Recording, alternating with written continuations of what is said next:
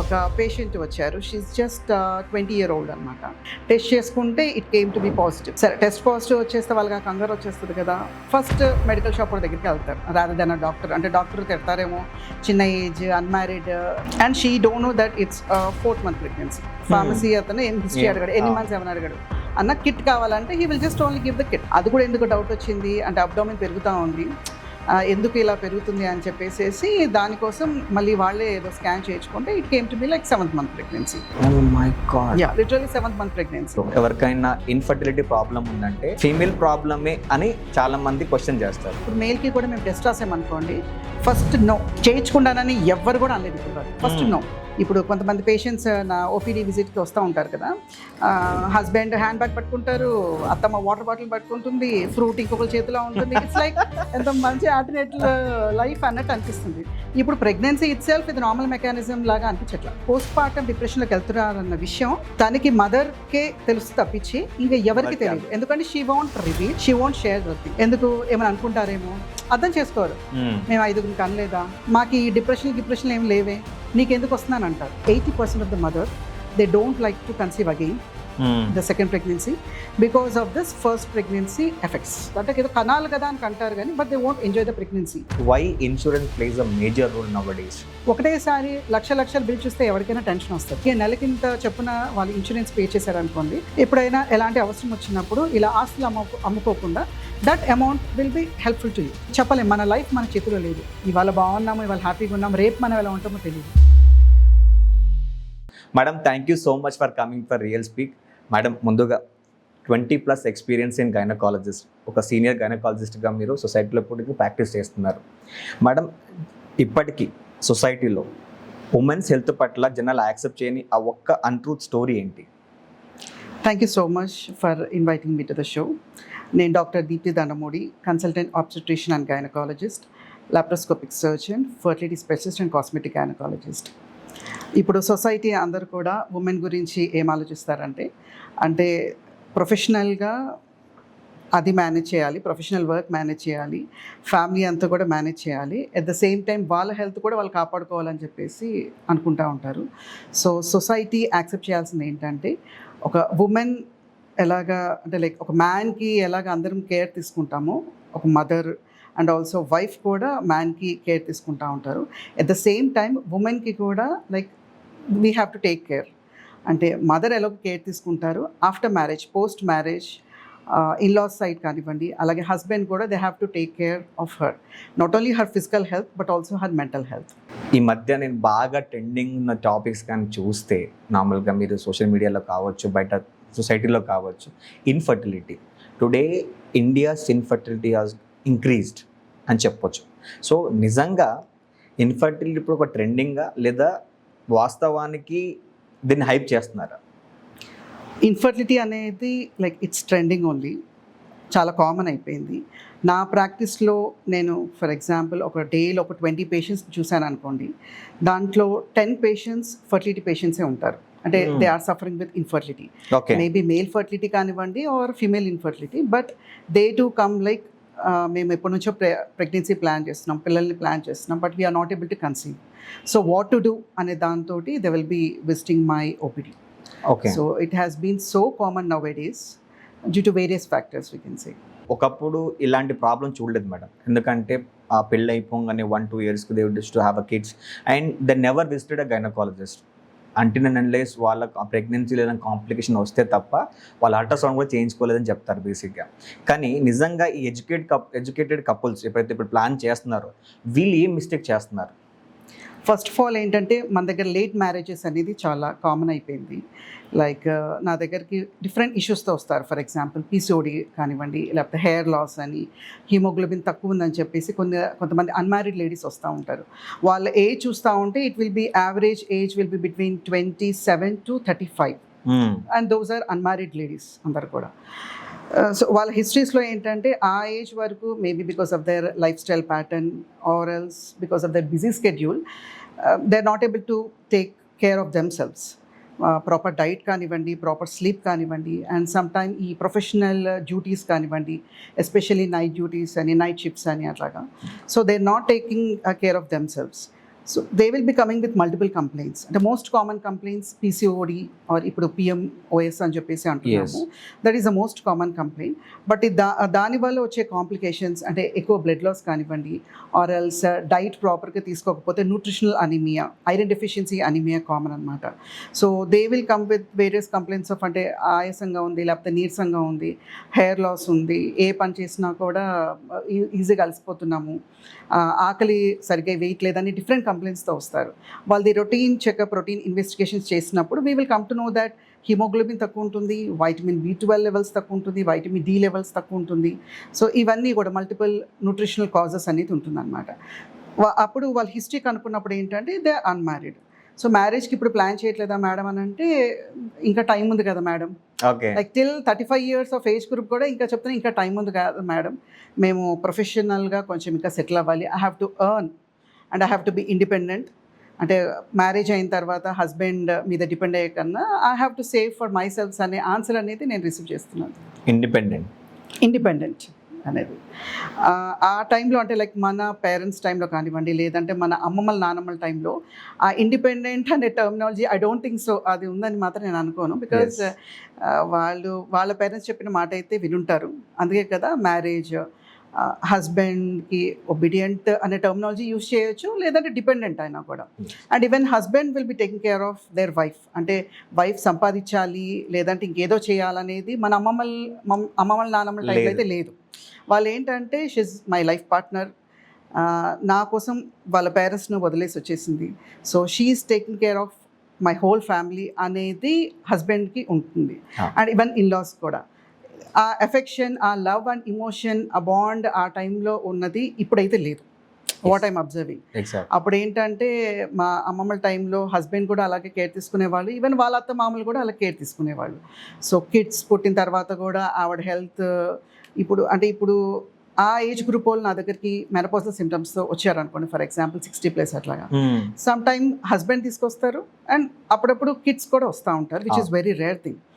వాళ్ళు మాట్లాడుతున్నప్పుడు ఆ బాండింగ్ అంటే ఆ వైఫ్ అండ్ హస్బెండ్ బాండింగ్ నేను ఏదైతే చూస్తానో ఆ ఏజ్ గ్రూప్ వాళ్ళలో, అది ఇప్పుడు నేను చూడలేకపోతున్నాను. ఇప్పుడు ఉన్న కపుల్స్లో నేను ఆ బాండ్ అనేది చూడలేకపోతున్నాను. So we miss that bond. We are missing that bond basically. Madam జనరల్గా చాలా ఏమైపోతుందంటే పెళ్ళైపోతుంది, చాలామంది న్యాచురల్గా ట్రై చేస్తారు. But when should a couple reach to a gynaecologist? అంటే బహుశా ఇంత టైం తర్వాత నేను అవ్వట్లేదు కాబట్టి నేను గైనకాలజిస్ట్ రీచ్ అవ్వాలని ఎప్పుడు డిసైడ్ చేసుకుంటారు?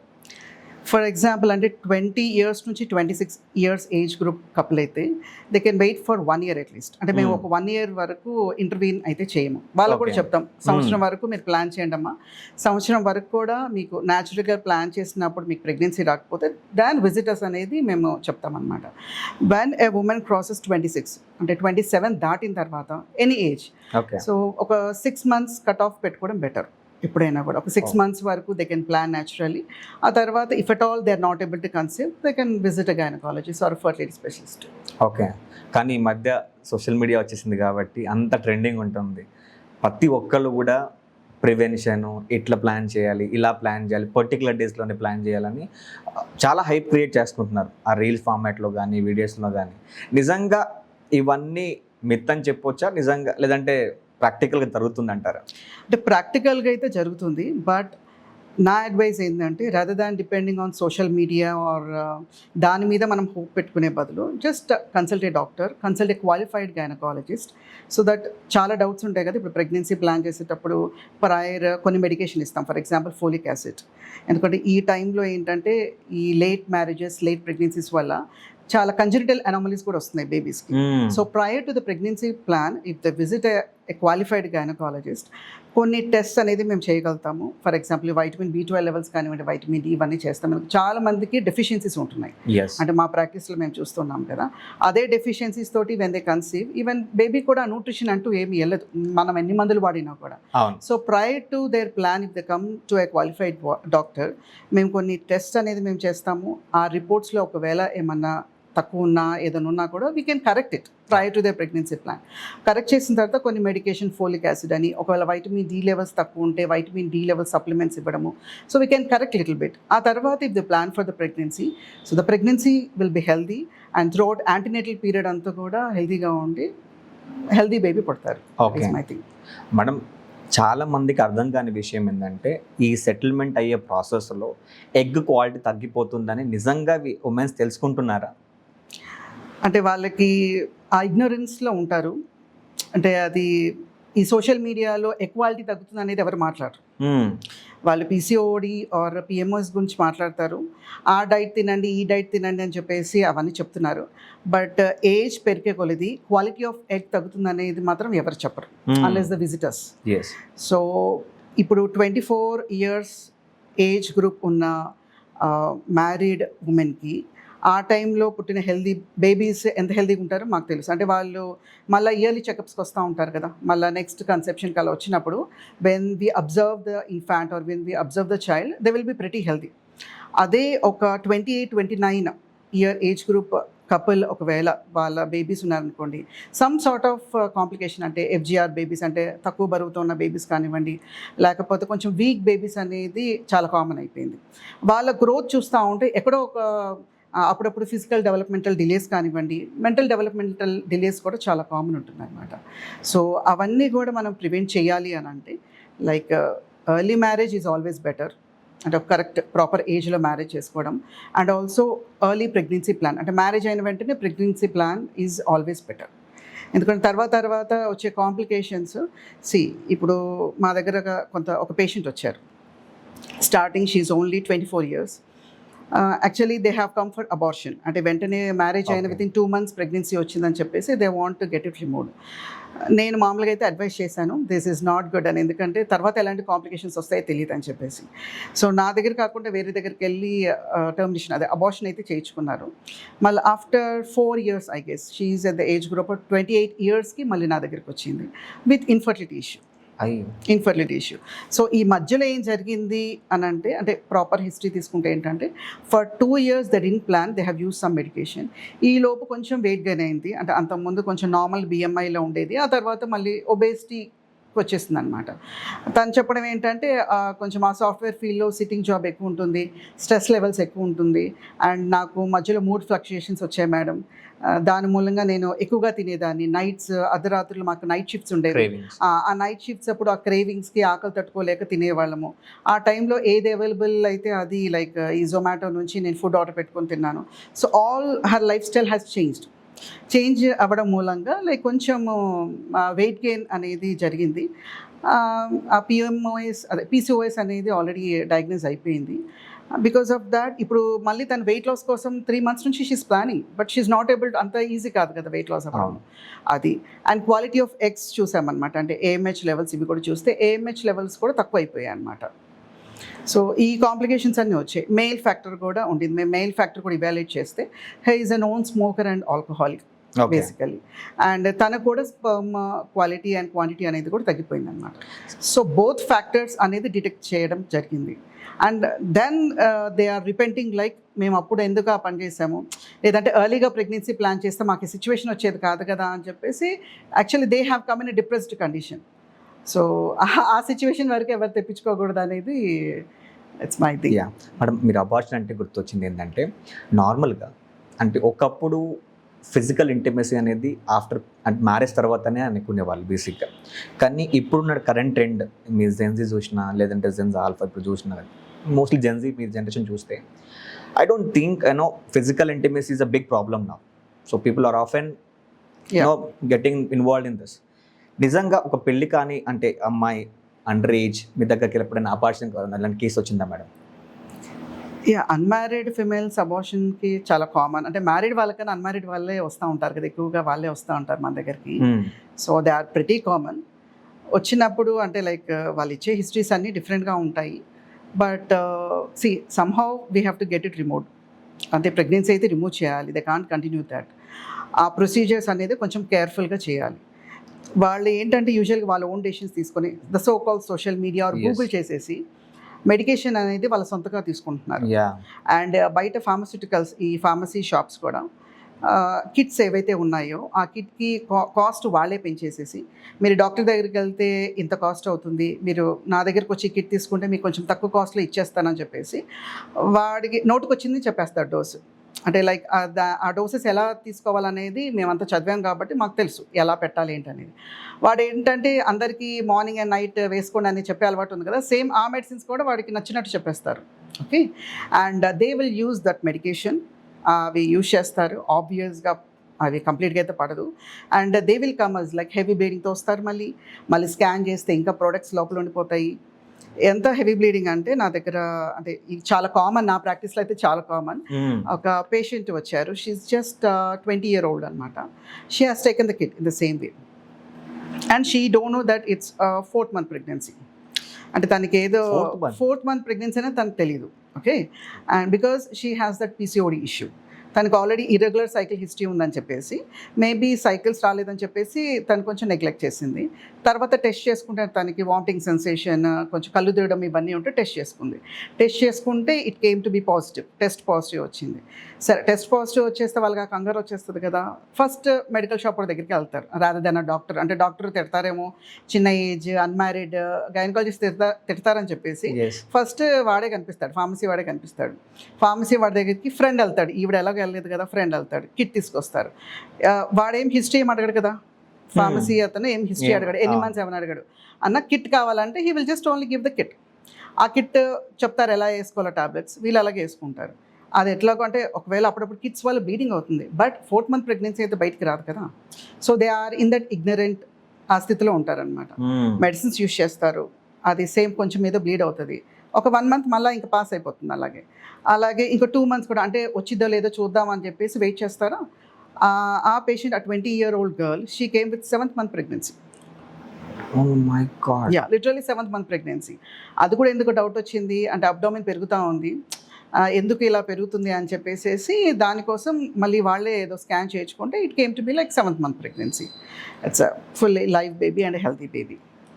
What's the point in using the kit? అంతే కదా. సో అది అయిపోయింది. ఇప్పుడు వస్తారు అంటే మనకి కొన్ని రూల్స్ ఉంటాయి అన్నమాట. ఎన్ని వీక్స్ వర్క్ చేయాలి, ఎన్ని వీక్స్ వర్క్ చేయొద్దని చెప్పేసి మనకు కొన్ని రూల్స్ ఉంటాయి.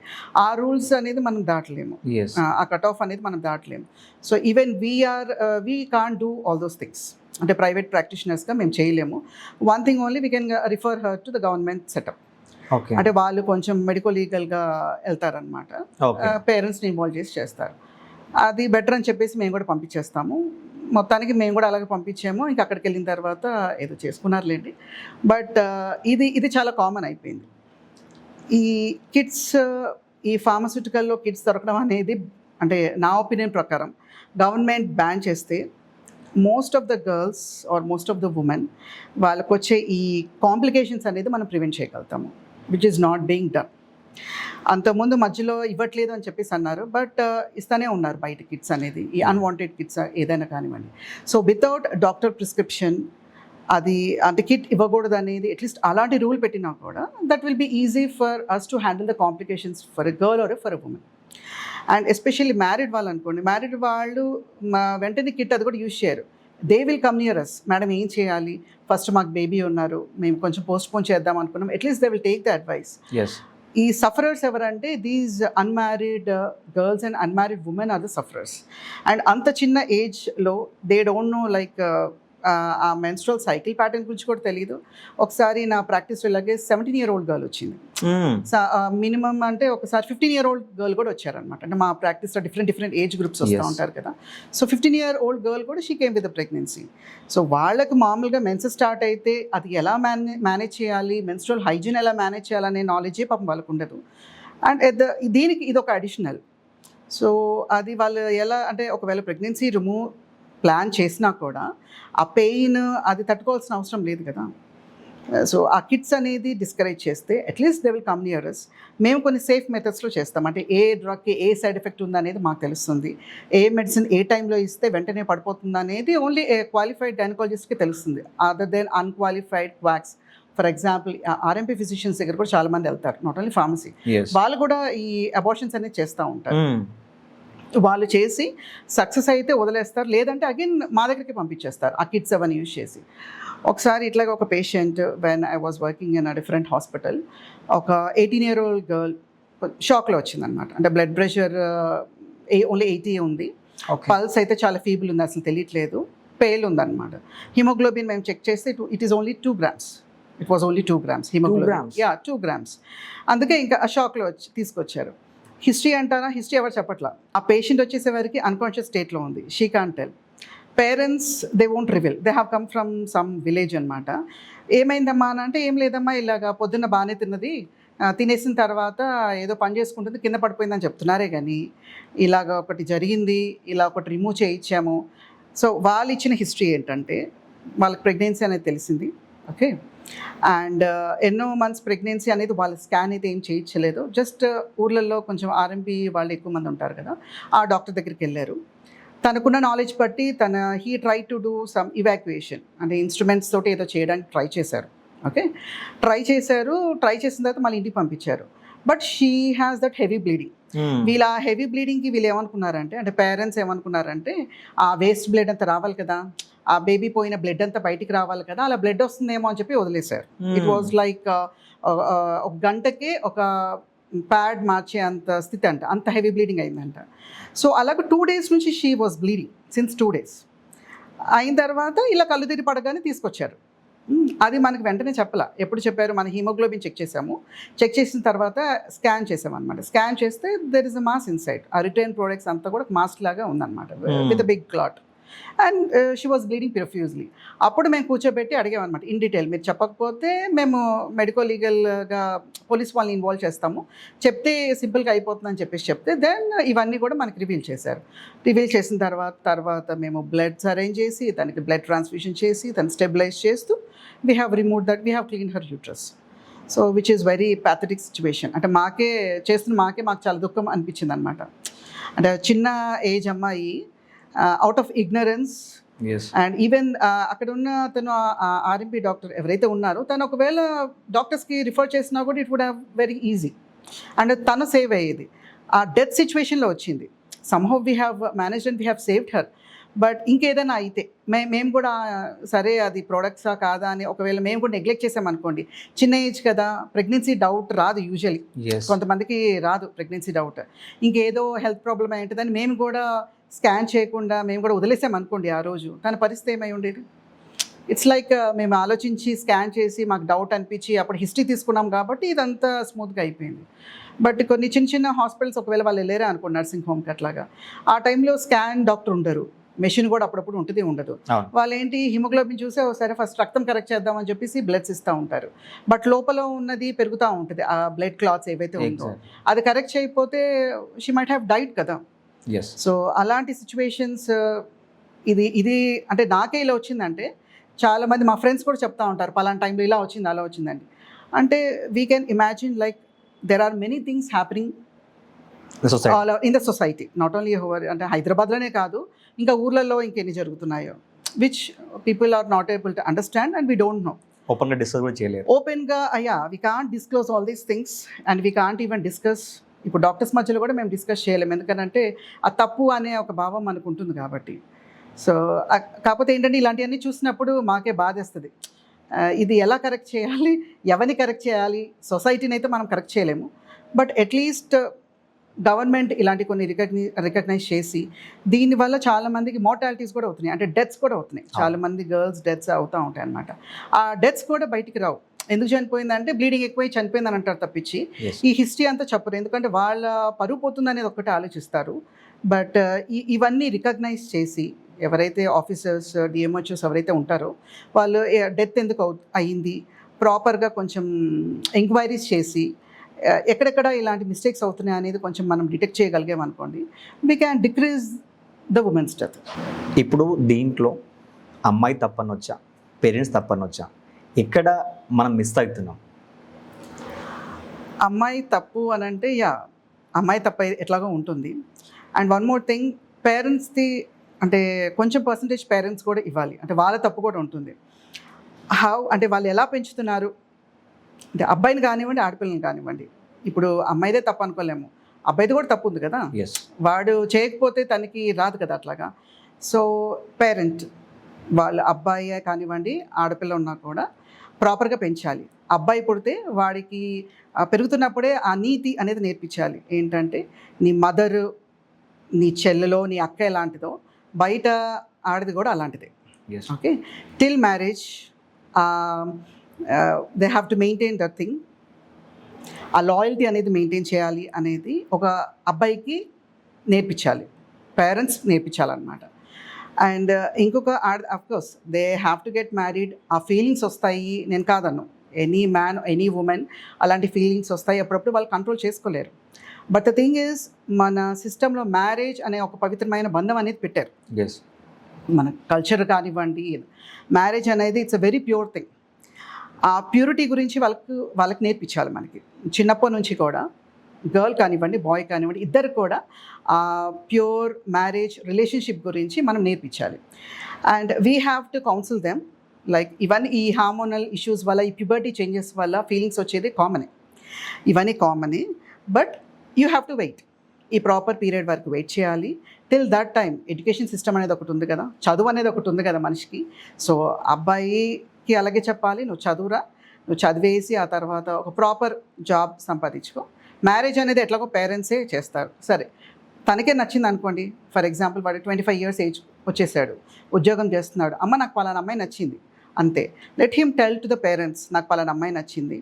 వాళ్ళు కూడా ఆ సిచ్యువేషన్ అర్థం చేసుకొని మ్యారేజ్ అనే బంధాన్ని, వాళ్ళు అమ్మాయిని అబ్బాయిని జాయిన్ చేస్తే లైక్ దట్ విల్ బీ, ఆ ఇంటిమసీ అనేది it will be like a pure thing. So ఎక్కడైతే డిలే ఉంటుందో, ఫర్ ఎగ్జాంపుల్ చూద్దాం లేరా, నువ్వు ముందు చెయ్యి, మేము చేసేదేమో మేము చేస్తామని చెప్పేసి అప్పుడప్పుడు పేరెంట్స్ అలాగే చేస్తారు. అమ్మాయి కూడా అలాగే చెప్పాలి, అమ్మ ఇట్స్ లైక్ ఈ ప్రాపర్ రిలేషన్, ఒక ప్యూర్ థింగ్ అనేది ఉంది మ్యారేజ్, ఆ తర్వాతనే ఏదన్నా. సో అప్పుడు వరకు నీ చదువు దాని మీద కాన్సన్ట్రేట్ చేయి, ఆ తర్వాత నీ కరెక్ట్ ఏజ్లో మేము మ్యారేజ్ చేస్తామనేది like they have to tell to their daughters also. అలా చేశారనుకోండి, like most of the mishaps like this we can prevent it. కాకపోతే అదే జరగదు చాలా వరకు. ఇన్ కేస్ వీళ్ళే అమ్మాయే చెప్పింది అనుకోండి, నాకు పలానా అబ్బాయి ఇష్టం అని, సో అది కూడా వాళ్ళు ఇష్టమా, సరే మేము మాట్లాడతాము అని చెప్పేసి ఆ మ్యారేజ్కి వాళ్ళు ప్రొసీడ్ అవ్వడము, అలాంటి అంటే డిలే చేయకుండా ఎక్కువ. పలానా మనిషి మీద ఇష్టము ఉంది అని చెప్పిన తర్వాత దాన్ని వాళ్ళు నెగ్లెక్ట్ చేసి, లేదు అది వేరే కులపడో లేదంటే వాడికి ఉద్యోగం లేదా నెక్స్ట్ ఇయర్ చూద్దాం అనుకున్నారు అనుకోండి. మన మైండ్ మనమే కంట్రోల్ చేసుకోగలుగుతాం, కానీ ఎవరు కంట్రోల్ చేయలేరు. ఓకే, ఇప్పుడు వాళ్ళ మైండ్ వాళ్ళే కంట్రోల్ చేసుకోగలుగుతారు, అప్పుడప్పుడు కంట్రోల్ చేసుకోగలుగుతారు, అప్పుడప్పుడు ఎవరు కంట్రోల్ చేయలేరు. కంట్రోల్ చేయలేని సిచ్యువేషన్స్ అప్పుడే ఇలాంటి తప్పులు జరుగుతూ ఉంటాయి. సో అలా తప్పులు జరగకముందే పేరెంట్స్ కొంచెం ఎక్కడ మిస్టేక్ జరుగుతుంది అనేది వాళ్ళు డిటెక్ట్ చేయాలి. Means they have to spend time with their kids.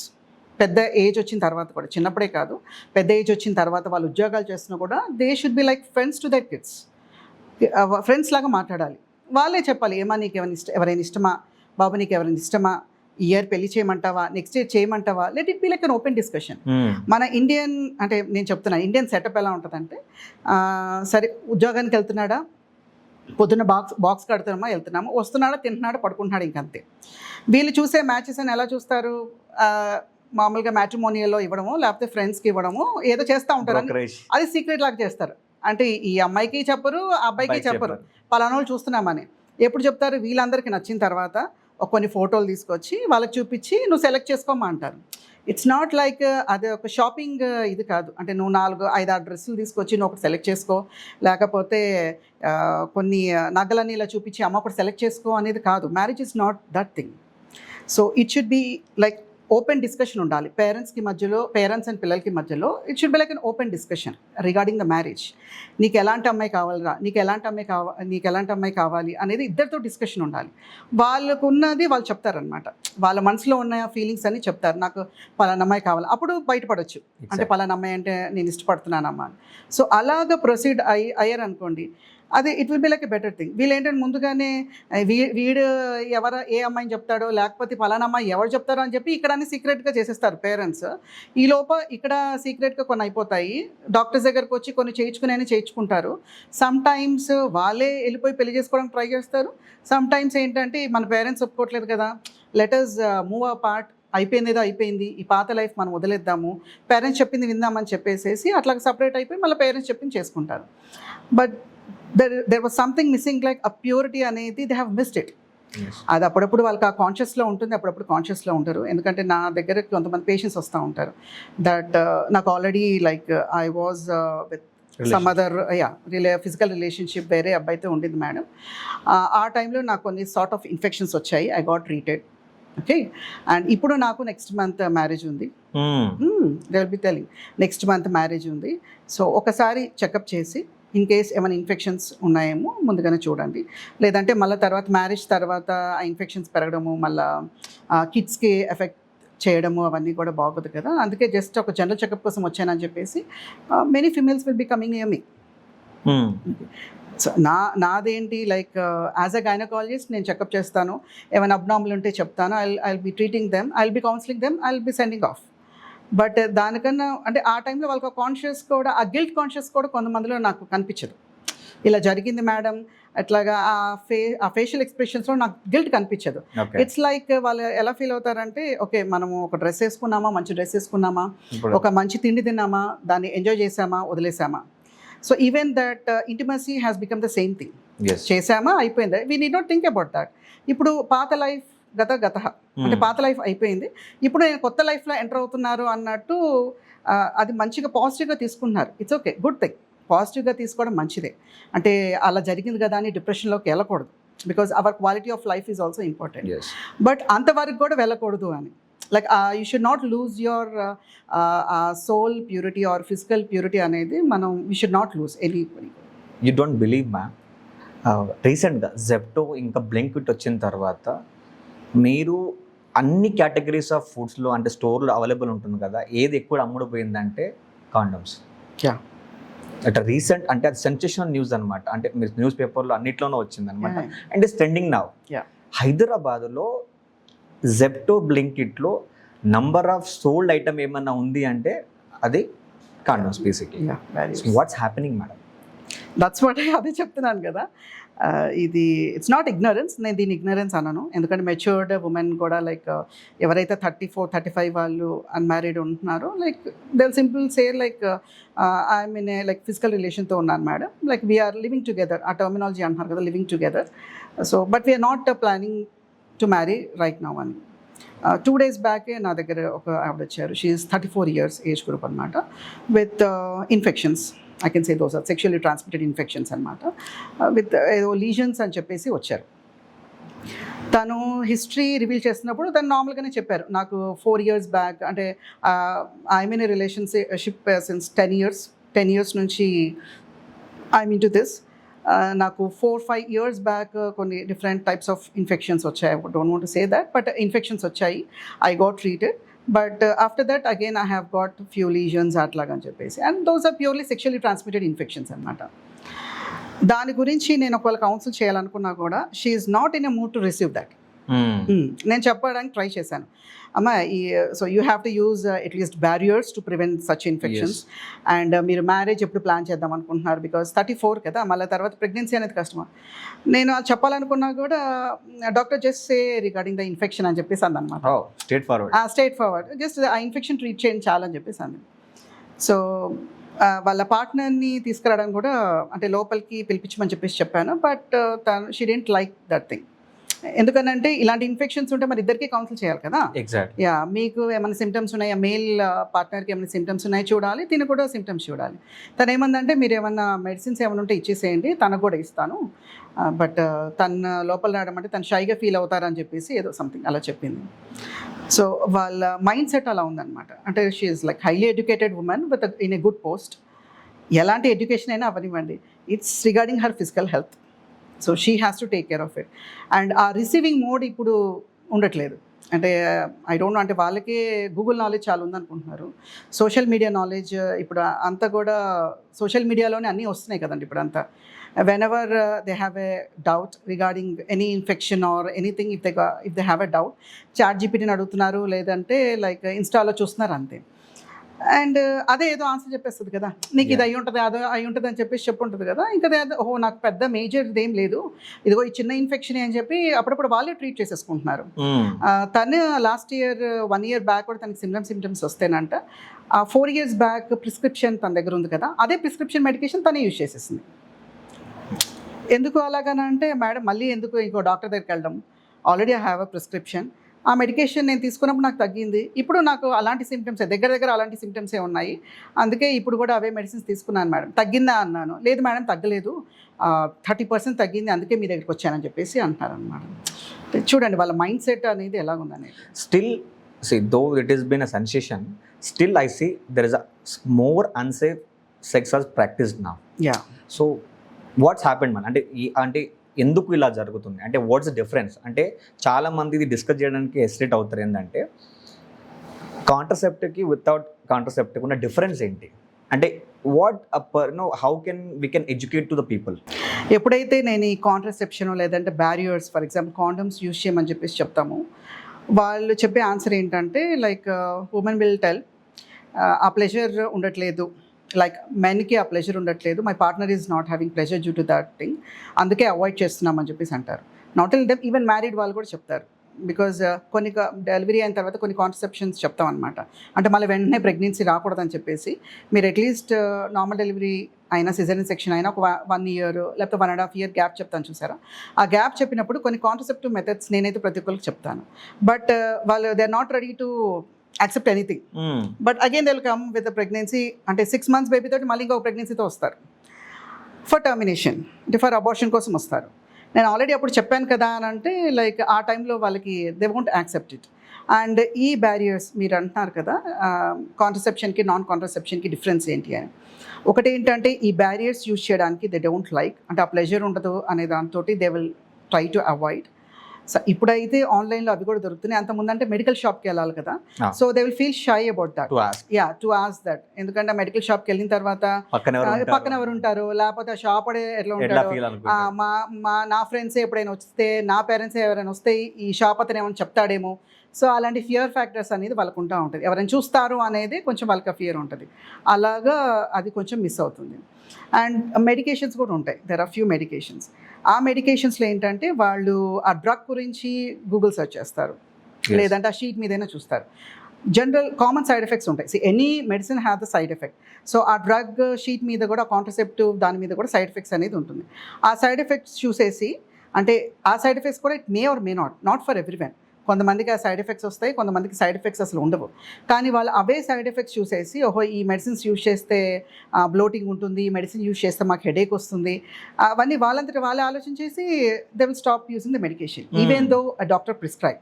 మేము ప్రిస్క్రిప్షన్లో కాంట్రసెప్టివ్ మెడిసిన్ రాసినా కూడా గూగుల్ సెర్చ్ చేసేసి లేకపోతే చాట్ జీపీటీని అడిగి what are the side effects of this pill అని చెప్పేసి చెప్పగానే అదో లిస్ట్ వస్తుంది.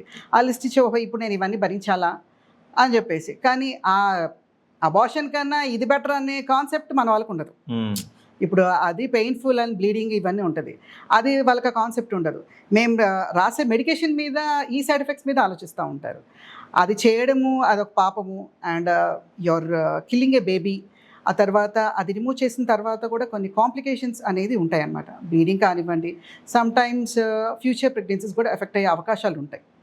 ఆ కాంప్లికేషన్స్ గురించి nobody thinks. Only drug side effects ఎప్పుడైతే చదువుతారో ఆ సైడ్ ఎఫెక్ట్ గురించి ఆలోచించి they will not use the pill or the medications use చేయరు. So like that these contraceptives or the barriers are missed by the couple. అందుకే unwanted pregnancies అనేది rise అవుతున్నాయి. Madam, ఇంకో కామన్గా నడిచే ప్రాబ్లం ఏంటంటే which nobody discuss masturbation. జనరల్గా మెదర్ male కావచ్చు, ఫీమేల్ కావచ్చు. కానీ ప్రాబ్లం ఏంటంటే నిజంగా వీటికి ఫర్టిలిటీకి ఎలాంటి ఏమన్నా లింక్ ఉంటుందా? దీనికి ఫర్టిలిటీకి అయితే ఎలాంటి లింక్ అయితే లేదు. There is no connection between the both. అంటే ఇది చేసినంత మూలంగా ఫర్టిలిటీ తగ్గుతుంది అనేది మాత్రం ఏం లేదు.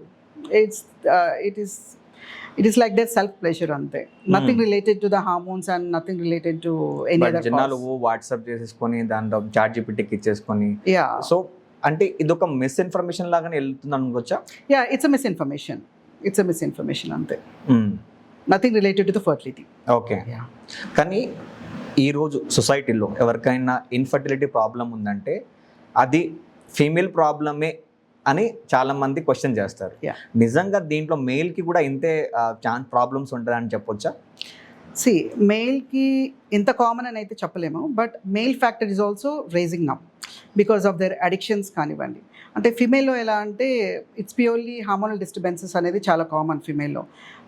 చాలా మందికి చైల్డ్హుడ్ స్ట్రెస్ కానివ్వండి, అండ్ దేర్ డైటరీ ప్యాటర్న్ ఈజీగా చేంజ్ అవుతుంది కదా, men or women dietary pattern ఈజీగా చేంజ్ అవుతుంది, లైఫ్ స్టైల్ ప్యాటర్న్ ఈజీగా చేంజ్ అవుతుంది. దాని మూలంగా కొన్ని హార్మోనల్ డిస్టర్బెన్సెస్ వస్తూ ఉంటుంది. స్ట్రెస్ అంటారా, స్ట్రెస్ అందరూ కంట్రోల్ చేసుకోలేరు. సో స్ట్రెస్ బట్టి కొన్ని స్ట్రెస్ హార్మోన్స్ అనేది రేజ్ అవుతుంది. ఫర్ ఎగ్జాంపుల్ కార్టిసాల్ అని ఒక హార్మోన్ రేజ్ అవుతుంది. ఆ హార్మోన్ ఏదైతే ఈ ప్రొజెస్ట్రాన్ హార్మోన్స్ దీన్ని ఎఫెక్ట్ చూపిస్తుంది అనమాట. అలాగా ఈ ఇర్రెగ్యులర్ సైకిల్ ప్యాటర్న్ అనేది, irregular ovulation, egg release pattern అనేది జరుగుతుంది.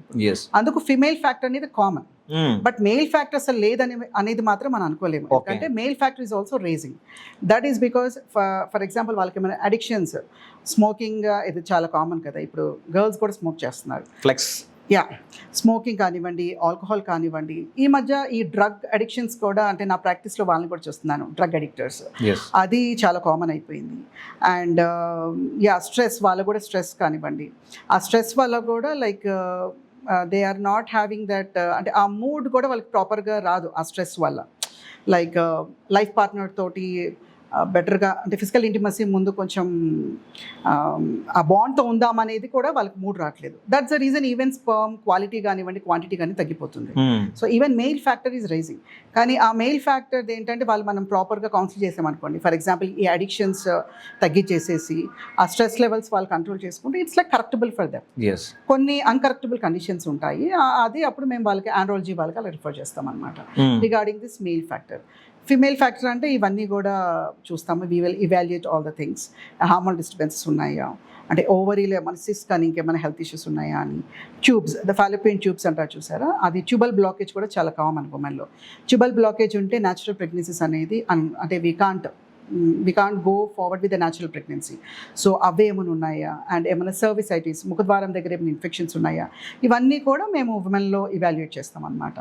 సో మనకి యూజువల్ ఏంటంటే ఫస్ట్ అంటే మేల్ అనేది వెంటనే రారండి ఎప్పుడైనా కూడా, ఉమెనే వస్తుంది విత్ హర్ మదర్, ఇన్లాస్ తోటి plus or minus, but mainly with the mother women will come for this fertility complaint ఏదున్నా కూడా first girl only comes. So వాళ్ళని మేము ఫస్ట్ ట్రీట్ చేస్తూ ఉంటాం. హస్బెండ్ని తీసుకురమ్మా అంటే వాళ్ళ 3-4 విజిట్స్ వరకు హస్బెండ్ రారు, బిజీ ఉందని. అంటే ఫస్ట్ ఏంటంటే they don't want to come to hospital, they don't want to accept that they have to get tested. వాళ్ళ టెస్ట్ ఇవ్వాలనేది వాళ్ళకి నచ్చదు, ఈగో ఫ్యాక్టర్. మనం చెప్పినా కూడా వాళ్ళకి నచ్చదు.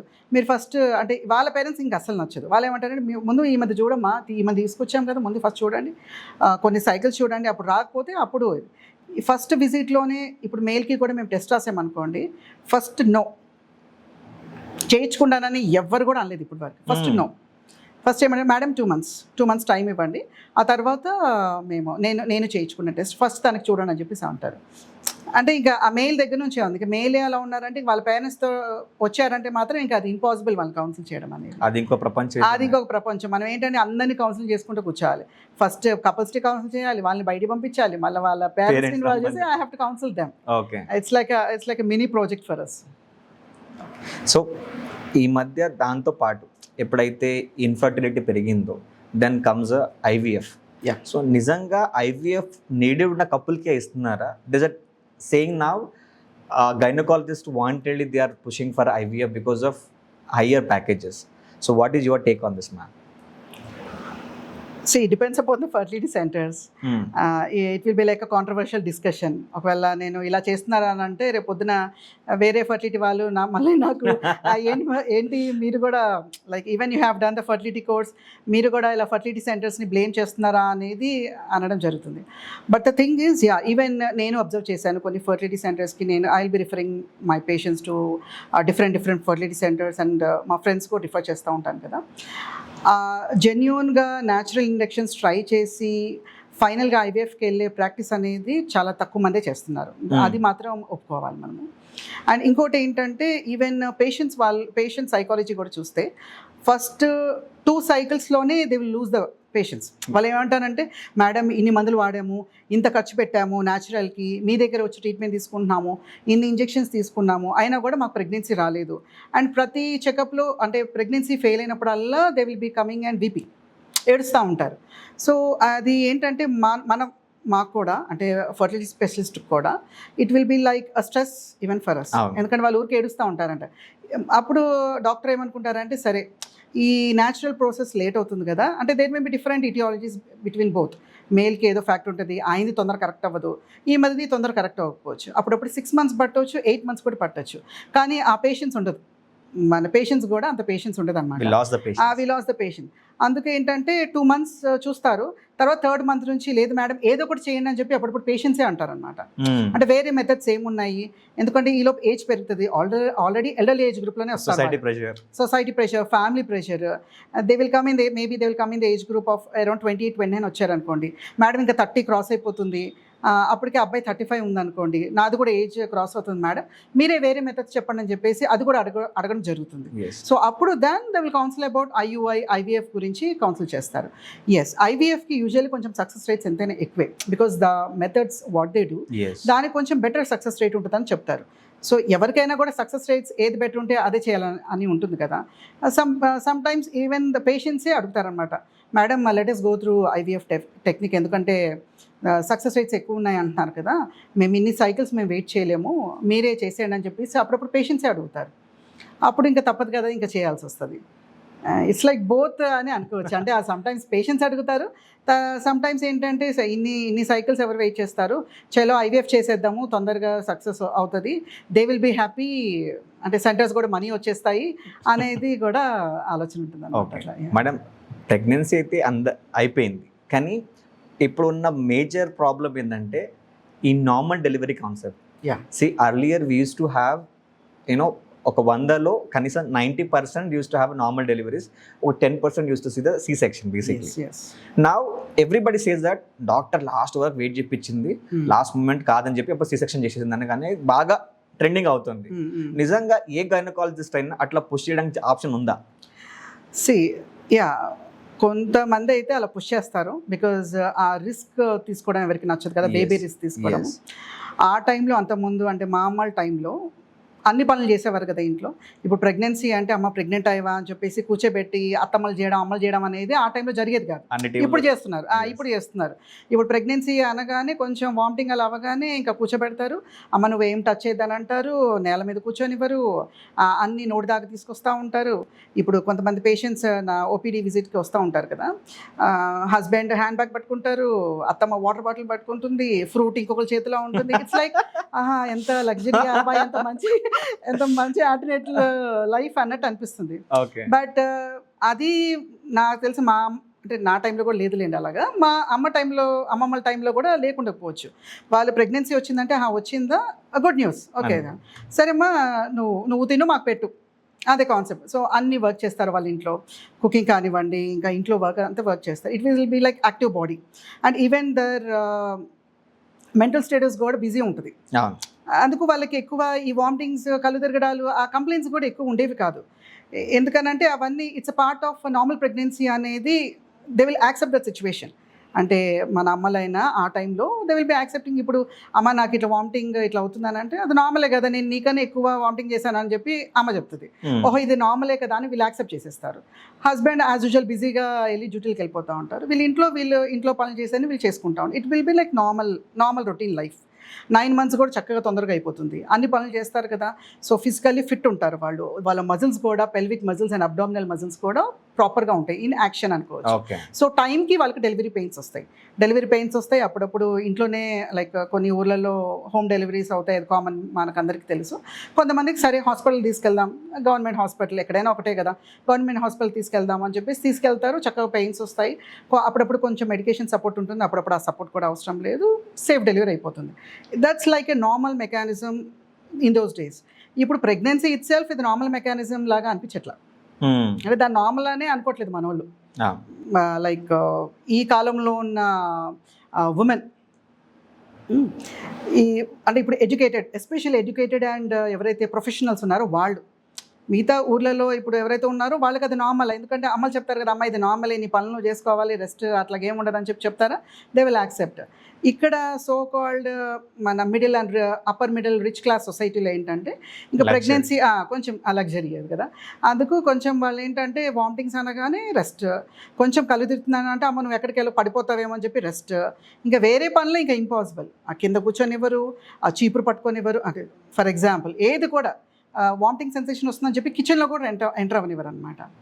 సో నాకు ఒక పేషెంట్ వచ్చారనమాట. She's only third month pregnancy. So నేను మామూలుగా ప్రతి పేషెంట్కి వాళ్ళ లైఫ్ స్టైల్ అనేది అడగడం అలవాటు. ప్రెగ్నెంట్ మదర్ కూడా మీరు మార్నింగ్ లేచినప్పటి నుంచి ఏం చేస్తున్నారో చెప్పండి అమ్మా, నాకు అలవాటు బేసికల్లీ టు నో దట్ వాళ్ళ అంటే డైట్ ఏం తీసుకుంటున్నారు, మరి వర్క్ ఎలా తీసుకుంటున్నారు, దాన్ని బట్టే నా కంప్లైంట్స్ లిస్ట్ అనేది వస్తూ ఉంటుంది అనమాట, బేస్డ్ ఆన్ దట్. సో అందుకు ఫస్ట్ వాళ్ళది ఆ హిస్టరీ అడుగుతాను, పొద్దున్న లేచినప్పటి నుంచి మీరు ఏం చేస్తున్నారు అనేది. వాళ్ళు ఏం చెప్తారంటే లేవడం 9 o'clock లేచినట్టు చెప్తారు. 9కి లేచిన తర్వాత కొంచెం ఏదో ఒకటి తినడం, మళ్ళీ పడుకోవడం. సరే తర్వాత అని అంటే మళ్ళీ ఏముంది మా లంచ్ టైంకి లేస్తాను, మళ్ళీ ఏదో ఒకటి తినేస్తాను 1 o'clock అట్లా. కానీ అప్పటికి వామిటింగ్ సెన్సేషన్ అట్లాగే ఉంటుంది, తినేస్తాను. కాసేపు కూర్చొని టీవీ వాచ్ చేస్తాను, ఎనీథింగ్. టీవీ వాచ్ చేసిన తర్వాత అప్పటికి ఒక 4-5 ఆ టైంకి మళ్ళీ జస్ట్ ఒక న్యాప్ వేస్తాను. న్యాప్ వేసిన తర్వాత మళ్ళీ ఈవినింగ్ డిన్నర్ టైం అవుతుంది. సాయంత్రం స్నాక్ టైంలో 5 o'clock అట్లాగే ఏదైనా ఒకటి చిప్సో బిస్కెట్స్ ఏదో ఒకటి తింటూ ఉంటాము. తిన్న తర్వాత మళ్ళీ యాజ్ యూజువల్ డిన్నర్ టైం అయిపోతుంది కదా, డిన్నర్ చేసేస్తాము. సరే ఈ మధ్యలో ఏదైనా వర్క్ చేస్తారా అని చెప్పి అడుగుతాము. నాకు అడిగితే వర్క్ చేస్తావా అని అడిగితే వర్క్ అంటే చేస్తాను కదమ్మా, చిన్నవి సర్దుతూ ఉంటాను. అంటే మరి కుకింగ్ ఎవరు చేస్తున్నారు అని, అంటే వాళ్ళు వచ్చేటప్పుడే వాళ్ళకి కుక్ ఉన్నారా లేదా అని నాకు అర్థమవుతుంది కదా. సో కుకింగ్ ఎవరు చేస్తున్నారు, ఈయన ఉన్నాడు కదమ్మా ఆయన చేస్తాను. ఆయన కూడా ఏమంటాడు, మేడం నేనే చేస్తాను మేడం మార్నింగ్ లేచినప్పటి నుంచి.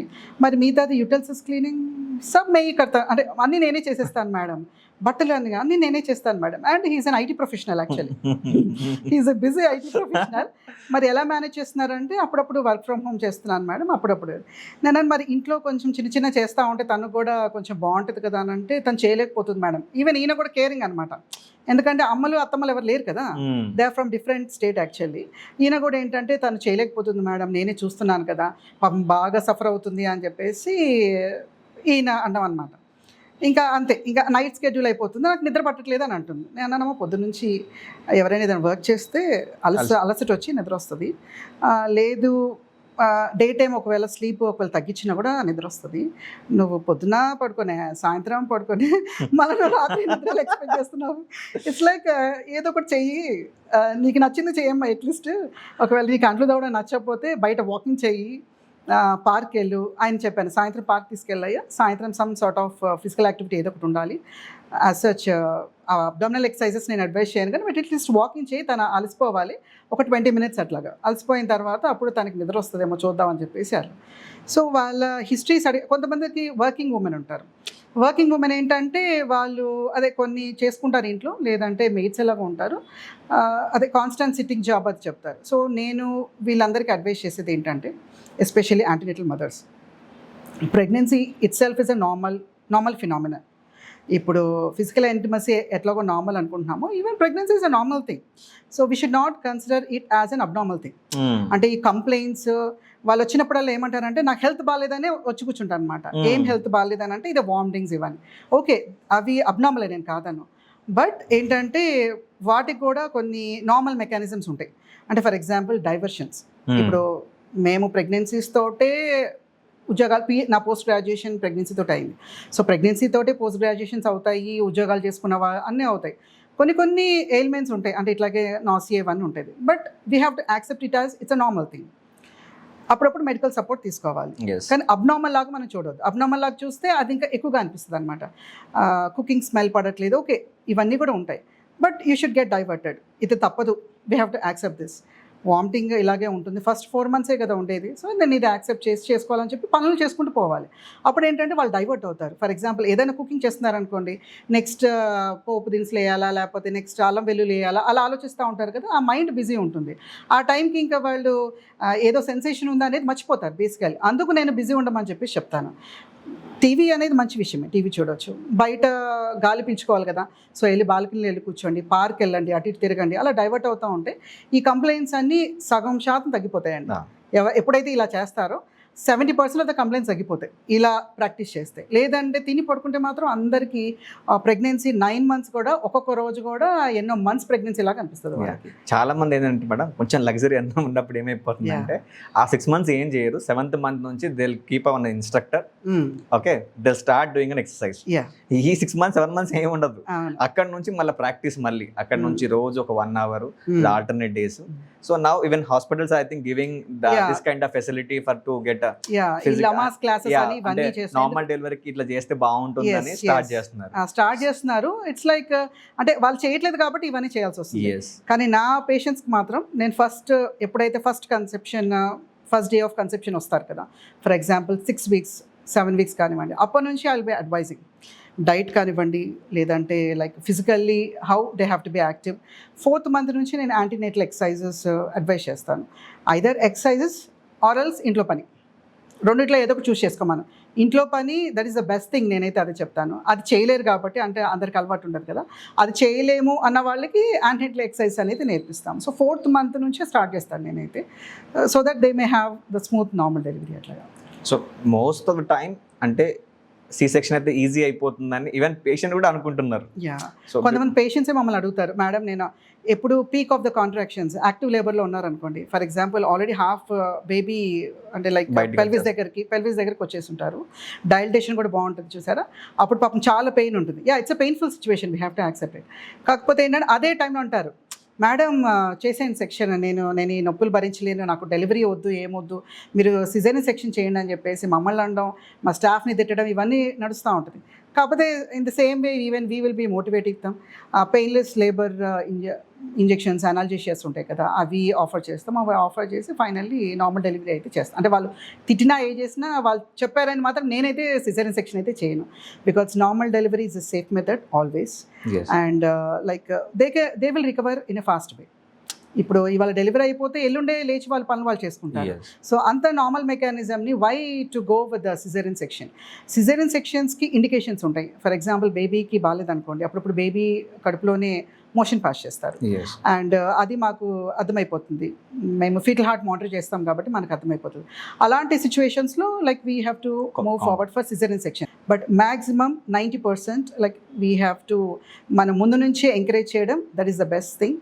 అంటే డాక్టర్స్ ఎవరైనా కూడా starting from 4th month it self ఆ ఫిజికల్ యాక్టివిటీ కానివ్వండి, మన అమ్మమ్మల టైంలో ఎలాంటి లైఫ్ ఉన్నారో అలా అట్లీస్ట్ కొంచెం ఒక 50% అయినా లీడ్ చేసేటట్టు మనం వాళ్ళని ఎంకరేజ్ చేయాలి. Because most of them don't know, వాళ్ళకి అంటే దీని మీదే ఈ గూగుల్ వరల్డ్లోనే ఉంటున్నారు కదా, సో ఇవే చూస్తా పలానా తినాలా, ఇప్పుడు ప్రెగ్నెన్సీ వచ్చిన తర్వాత ఏం తినాలనేది అమ్మల్ని అడగడం ఉండదన్నమాట. ఇప్పుడు సేమ్ సోషల్ మీడియా ఇదే పలానా డాక్టర్ అంటే కొంతమంది డాక్టర్స్ కూడా ఇది తినాలి ఒక లిస్ట్ ఇస్తారు చూసారా, ఇట్స్ లైక్ ఆ లిస్ట్ పెట్టుకుంటారనమాట. ఆ లిస్ట్లో నీకు కొంచెం పడవచ్చు, నీకు పడకపోవచ్చు. అప్పుడప్పుడు కొన్ని నట్స్కి అలర్జీస్ కూడా ఉంటాయి, అవన్నీ ఉంటుంది అనమాట. దాంట్లో అవన్నీ ఇవ్వరు కదా సోషల్ మీడియాలో. సో ఇది తినాలి అది తినాలి అంతే పెట్టుకుంటారు. మన పేరెంట్స్ ఏం తినారు అంటే మన అమ్మ ఏం తిన్నది, ఇలా సపరేట్గా ఇవన్నీ నట్సా లేదంటే ఏమండి ఇది తీసుకురండి అట్లాగా ఉండేది కాదు కదా. ఇంట్లో ఏ దొరికితే అది తిన్నారు. బట్ వీఆర్ హెల్దీ రైట్, మీరు హెల్దీ ఉన్నారు, నేను హెల్దీ ఉన్నాను. సో అలాంటి లైఫ్ లీడ్ చేయడానికి ట్రై చేయాలి. నార్మల్గా అంటే పిల్లలు పుట్టిన తర్వాత everybody is happy, but people forget about the mother. ఎందుకంటే పోస్ట్ పార్టంలో వన్ సి సెక్షన్ అయిన తర్వాత ఆ women goes a lot madam, బేసిక్గా నో బడీ డిస్కస్. నిజంగా ఈ పోస్ట్ పార్టం ఎలాంటి డిప్రెషన్ గురి చేస్తుంది? Post partum because of hormones కొంచెం డిప్రెషన్ మోడ్లో వెళ్ళిపోతారు. అంటే కొన్ని పోస్ట్ పార్టం బ్లూస్ అంటాం అనమాట. కొన్ని హార్మోన్స్ విత్డ్రా అయిపోతాయి immediately after the delivery. So అలా విత్డ్రా అయినప్పుడు కూడా వాళ్ళకి కొంచెం ఆ డిప్రెసివ్ ఎపిసోడ్స్ అనేది వస్తుంది. బట్ ఎప్పుడైతే ఫ్యామిలీ సపోర్ట్ ఉంటుందో, ఫర్ ఎగ్జాంపుల్ హస్బెండ్ కానివ్వండి, పేరెంట్స్ కానివ్వండి, ఇన్లాస్ సపోర్ట్ ఉంటుంది చూసారా, ఆ సపోర్ట్ ఉన్నప్పుడు they will overcome those depressive things. అంటే ఆ డిప్రెషన్లోకి ఇంకా వెళ్ళరు. ఇప్పుడు నా ఫ్రెండ్సే ఫర్ ఎగ్జాంపుల్ నేను చెప్తున్నాను, డాక్టర్స్లోని డిఫరెంట్ ప్రొఫెషన్స్ వాళ్ళు కూడా వస్తారు, కానీ మా ఫ్రెండ్సే చెప్తారు, ఇవి నాకు డెలివరీ అయిన తర్వాత I went in to post partum depression, నేను మెడికేషన్ కూడా యూజ్ చేశాను. Educated one. ఇప్పుడు కొంచెం ఇలిటరేట్స్ ఉన్న వాళ్ళు ఉన్నారనుకోండి, జాయింట్ ఫ్యామిలీస్లో ఉన్నవాళ్ళు, కొంచెం ఇలిటరేట్స్ ఉండేవాళ్ళు, ఉన్నది స్మాల్ ఫ్యామిలీ, సో వాళ్ళకి ఎవరికి తోడు ఉంటారు. ఎందుకంటే వాళ్ళ టైంలో ఏంటంటే డెలివరీ అయిందని అంటే చాలా ప్రెషియస్గా చూస్తారు కొన్ని ఫ్యామిలీస్లో, అమ్మలు కానివ్వండి, అత్తమ్మలు కానివ్వండి, అంటే ఎస్పెషల్లీ విలేజెస్లో. సో ఆ బిజీ ఉంటుందన్నమాట. చుట్టుపక్కల వాళ్ళు కూడా, అంటే ఇంటి పక్కన వాళ్ళు కూడా ఒక డెలివరీ అయిందా, పలాంది పంపిద్దాము, లేదంటే వెళ్ళి కాసేపు మాట్లాడదాము, ఏదో ఒక విషయంలో వాళ్ళకి హెల్ప్ చేద్దాము, ఏదైనా ఇమోషనల్ సపోర్ట్ కోసం ఇంటి చుట్టుపక్కల వాళ్ళు కూడా, నైబర్స్ కూడా వస్తూ ఉంటారు. అలాంటి సిచ్యువేషన్లో వాళ్ళకి ఆ ఎపిసోడ్స్ అన్నీ ఉండదు. ఎందుకంటే వాళ్ళు మర్చిపోతారు, మదర్కి కూడా రెస్ట్ దొరుకుతుంది. డెలివరీ తర్వాత యూజువల్ రెస్ట్ అనేది తగ్గుతుంది కదా, 8 hours స్లీప్ కాస్త it will be like 1 or 2 hours స్లీపే ఉంటుంది. అది కూడా అప్పుడప్పుడు 4 hours స్లీప్ ఉన్నప్పుడు it will be like disturbed sleep. ఎందుకంటే వాడు అర్ధగంటకు ఒకసారి పాలకులు ఇస్తూ ఉంటాడు.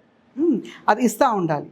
అదే సపోర్ట్ ఇప్పుడు బేబీని కేర్ తీసుకుంటూ, అంటే బేబీ మదర్ కన్నా ఎవరు కేర్ తీసుకోలేరు, బట్ మిగతావి అంటే ఫర్ ఎగ్జాంపుల్ వాడు డైపర్ చేంజ్ చేయడం కానివ్వండి, స్నానం కానివ్వండి, ఫీడింగ్ టైంలోనే మదర్కి తీసుకొచ్చి మిగతా టైంలో నువ్వు పడుకోమా అని చెప్పేసి టైంకి ఫుడ్ ఇస్తూ ఉంటే మదర్కి డిప్రెషన్లోకి వెళ్ళరు, ఏ మదర్ కూడా వెళ్ళరు. Those things are missing these days. ఈ టైంలో అవన్నీ మిస్ అవుతున్నాయి. ఇప్పుడు ఏంటంటే జాబ్ లీవ్ తీసుకుంటారు, ఆ జాబ్ చేయాలి అంటే ఖాళీగా, అంటే అప్పటి వరకు ఉద్యోగాలు చేసేసి లీవ్ తీసుకోగానే మళ్ళీ ఎలా అది జాబ్ పోతుందేమో, లేదంటే మళ్ళీ తర్వాత వర్క్ ఎక్కువ, ఏదో ఎక్కడో ఇన్సెక్యూరిటీ, వర్క్ పెరుగుతుందేమో, అవన్నీ కూడా కొంచెం స్ట్రెస్ ఉంటుంది. మెటర్నిటీ లీవ్స్ అనేది చాలా దాంట్లో లేవు. ఫర్ ఎగ్జాంపుల్ గవర్నమెంట్ దాంట్లో మెటర్నిటీ లీవ్స్ ఉన్నాయి. That is the best thing I can సే. ఆ విషయంలో మన గవర్నమెంట్ బెస్ట్ డెసిషన్ తీసుకుందాన్ని మాత్రం మెచ్చుకోవచ్చు. ఎందుకంటే ప్రైవేట్లో కూడా కొన్ని కంపెనీస్ మెటర్నిటీ లీవ్స్ ఇస్తున్నాయి, కొన్ని private and corporate companies. But medical field no maternity leave for us. డాక్టర్స్కి అసలు మెటర్నిటీ లీవే లేదు. పోస్ట్ గ్రాడ్యుయేషన్ లైఫ్లో లీవ్ ఏమి ఇవ్వరు.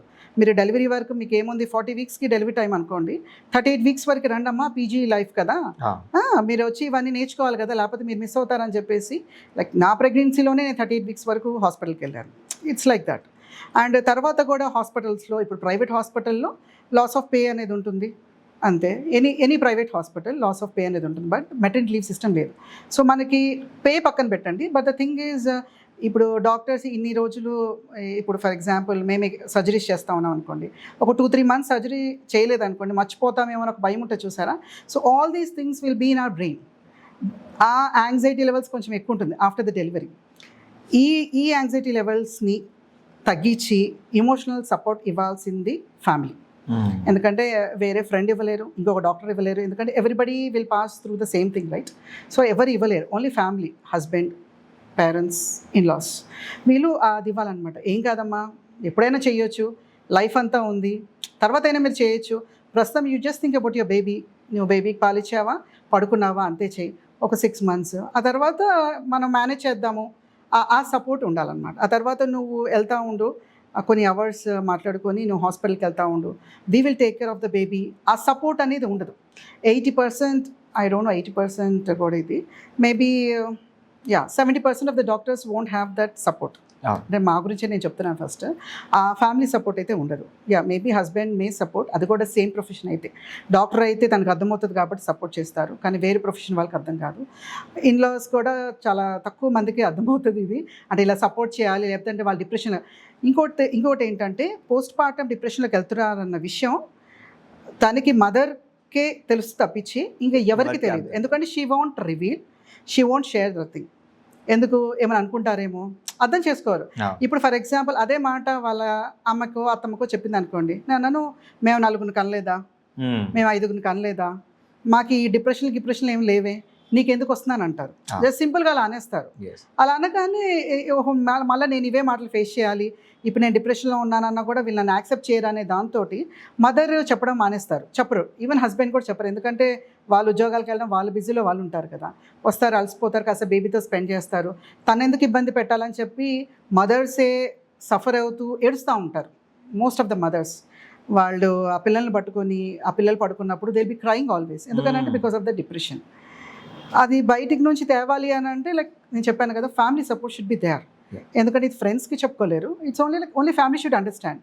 అర్థం చేసుకొని దగ్గరికి వెళ్ళి అమ్మ ఏమవుతుందని అడగాలి, కానీ అది ఎవరు అడగరు. నువ్వు టైంకి పెట్టావా అదొకటి చూసుకుంటారు అంతే. బేబీనే full they will be busy with the baby. వాడి ముక్కు ఎలా ఉంది, ఆడు చెవులు ఎలా ఉంది, ఆ పక్కింటి వాళ్ళు వచ్చారా, పక్కింటి వాళ్ళు వచ్చిందా, కళ్ళు నీలాగుందా, ఆడు నాలాగుందా, ఇవే డిస్కషన్ ఉంటుంది. 21st రోజు ఏం చేయాలో ఒక డిస్కషన్ ఉంటుంది. సరే మిగతాది ఏంటంటే ఆ తల్లికి ఒళ్ళు పెరుగుతుంది, ఇలాంటి డిస్కషన్స్ ఉంటాయి. సో ఆబ్వియస్గా పర్సనాలిటీ అనేది, ఫిజికల్ పర్సనాలిటీ చేంజ్ అవుతుంది, బట్ అది మాట్లాడతారు. It's a normal thing shape out అవ్వడం ఉమెన్కి, బట్ అదే మాట్లాడతారు. అనవసరం ఇది పెరుగుతుంది, అది పెరుగుతుంది అనేది ఇది మాట్లాడతారు. సో అది తగ్గించుకో అని చెప్తారు తల్లికి. అమ్మా నువ్వు పొట్ట తగ్గించుకో, ఎక్కువ తినకు. అందుకే ఒక పూట మీకు తెలుసో తెలీదో, డెలివరీస్ మేము చేసిన తర్వాత ఈ రౌండ్స్కి వెళ్ళినప్పుడు పెడతా ఉంటారు కదా, ఫుడ్ పెడతా ఉంటారు. అప్పుడప్పుడు ఈ ఎర్రకారం, పచ్చి కారం పెట్టేసి ఇడ్లీ పెడతారనమాట. వాళ్ళు పెట్టేది కూడా ఏంటంటే ఒక ఇడ్లీయే ఉంటుంది, ఇంకంతే ఒక ఇడ్లీ, ఒక పూట ఫుడ్ అంట, అదేంటో తెలీదు, ఒక పూట పెట్టాలన్నమాట. సో అది పెట్టి సాయంత్రము, మార్నింగ్ ఒక ఇడ్లీ పెడతారు, మధ్యలో పాలు అయితే దండిగిస్తారులేండి. సాయంత్రం వచ్చేసేవారికి కొంచెము చారన్నము లేదంటే సేమ్ ఇట్లాగే బ్రెడ్ పాలు అంతే ఇస్తారు. ఇంకా తర్వాత ఇంకేం ఫుడ్ ఉండదు. ఏం అలా అంటే పొట్ట ఆరాలి, పొట్ట తగ్గాలి, పొట్ట ఆరాలి అంటారు. అంటే ఇంకా టమ్మీ అంటే లోపలికి వెళ్ళిపోవాలంట. అందుకు వెళ్ళి పస్తులు ఉంచుతారు. మళ్ళీ పాలు రావట్లేదు అని చెప్పి నెక్స్ట్ కంప్లైంట్ మాకు అదే ఉంటుంది. అమ్మ పెట్టండి అమ్మ, అంత బాగానే ఉందంటే మీరు అలాగే చెప్తారమ్మా, అనవసరంగా ఒళ్ళు పెడుతుంది, మేము ఇలాగే తిన్నాము, మా పిల్లలకి ఇలాగే పెడతాము. సో ఇదేంటంటే it's like a myth.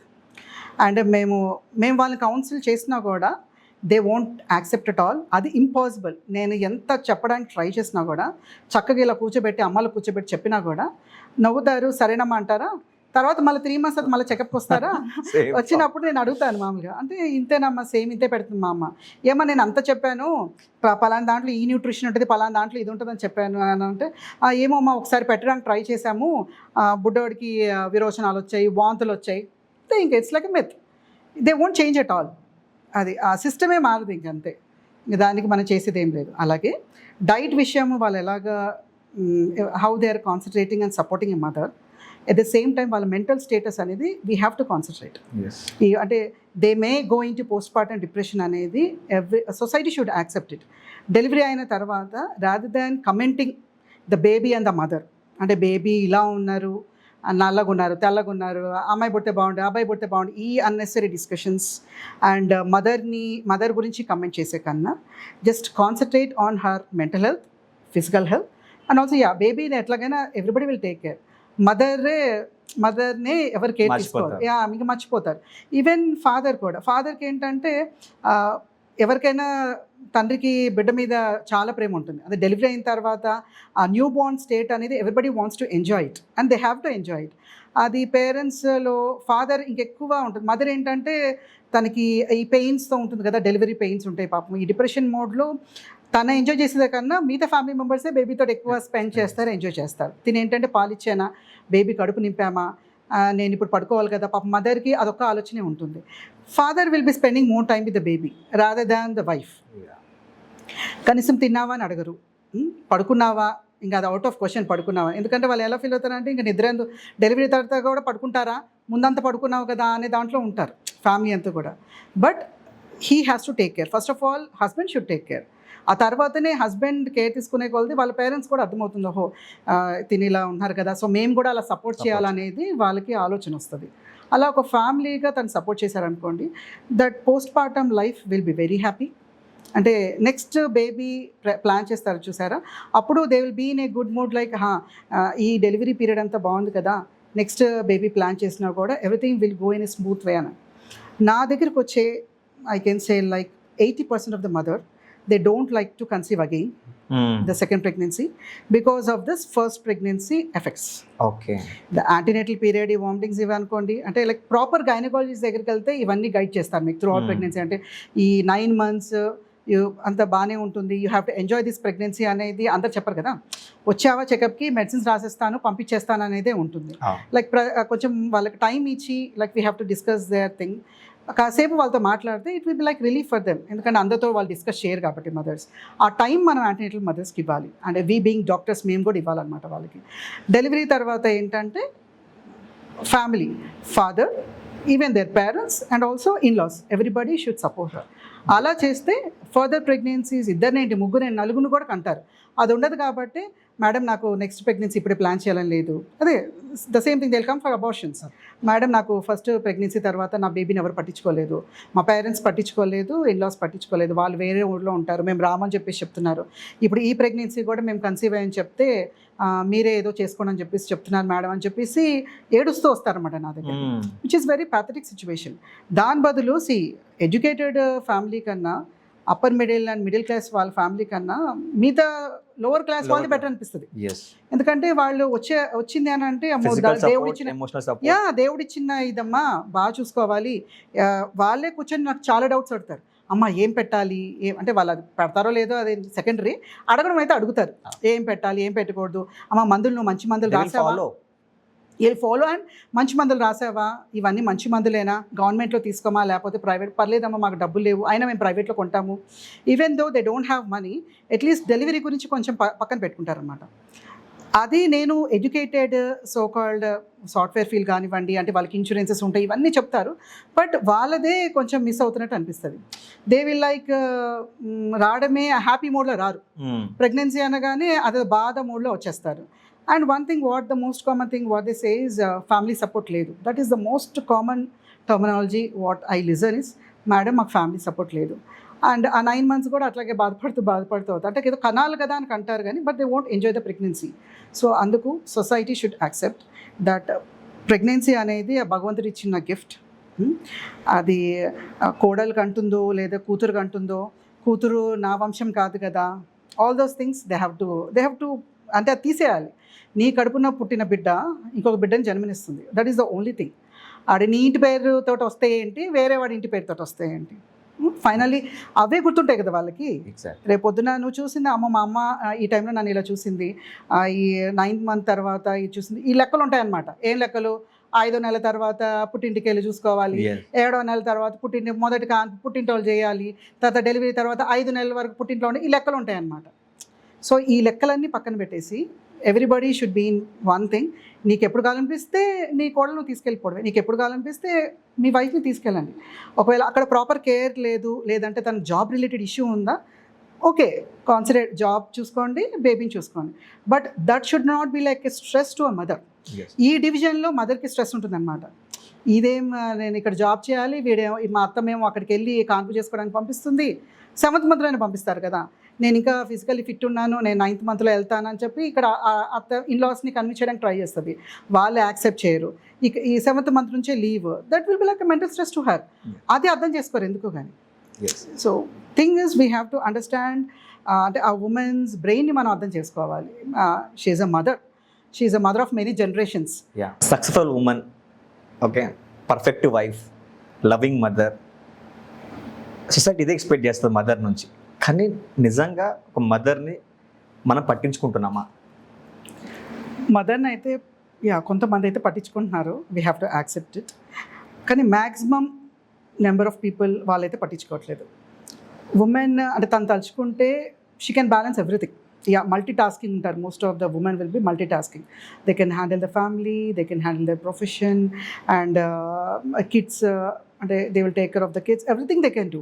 But the thing is same, అంటే అదే emotional bonding, emotional support in-laws దగ్గర నుంచి కానివ్వండి, అదే హస్బెండ్ దగ్గర నుంచి కానివ్వండి వచ్చింది అనుకోండి, దే విల్ ఎక్సెల్.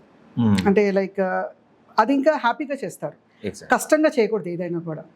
ఇప్పుడు నాతో కొంతమంది మాట్లాడుతూ ఉంటారు కదా, ఎలా ఉంది, హౌ ఇస్ యువర్ లైఫ్. ఇప్పుడు నేను జనరల్గా అడిగాను అనుకోండి, ఏముందమ్మా, లెగుస్తున్నాను, పెడుతున్నాను, అదే వండుతున్నాను, పిల్లలు బాక్స్లు కట్టేస్తున్నాను, డ్యూటీకి వెళ్తున్నాను, వస్తున్నాను, అంతే రొటీన్ లాగా చెప్తుంది.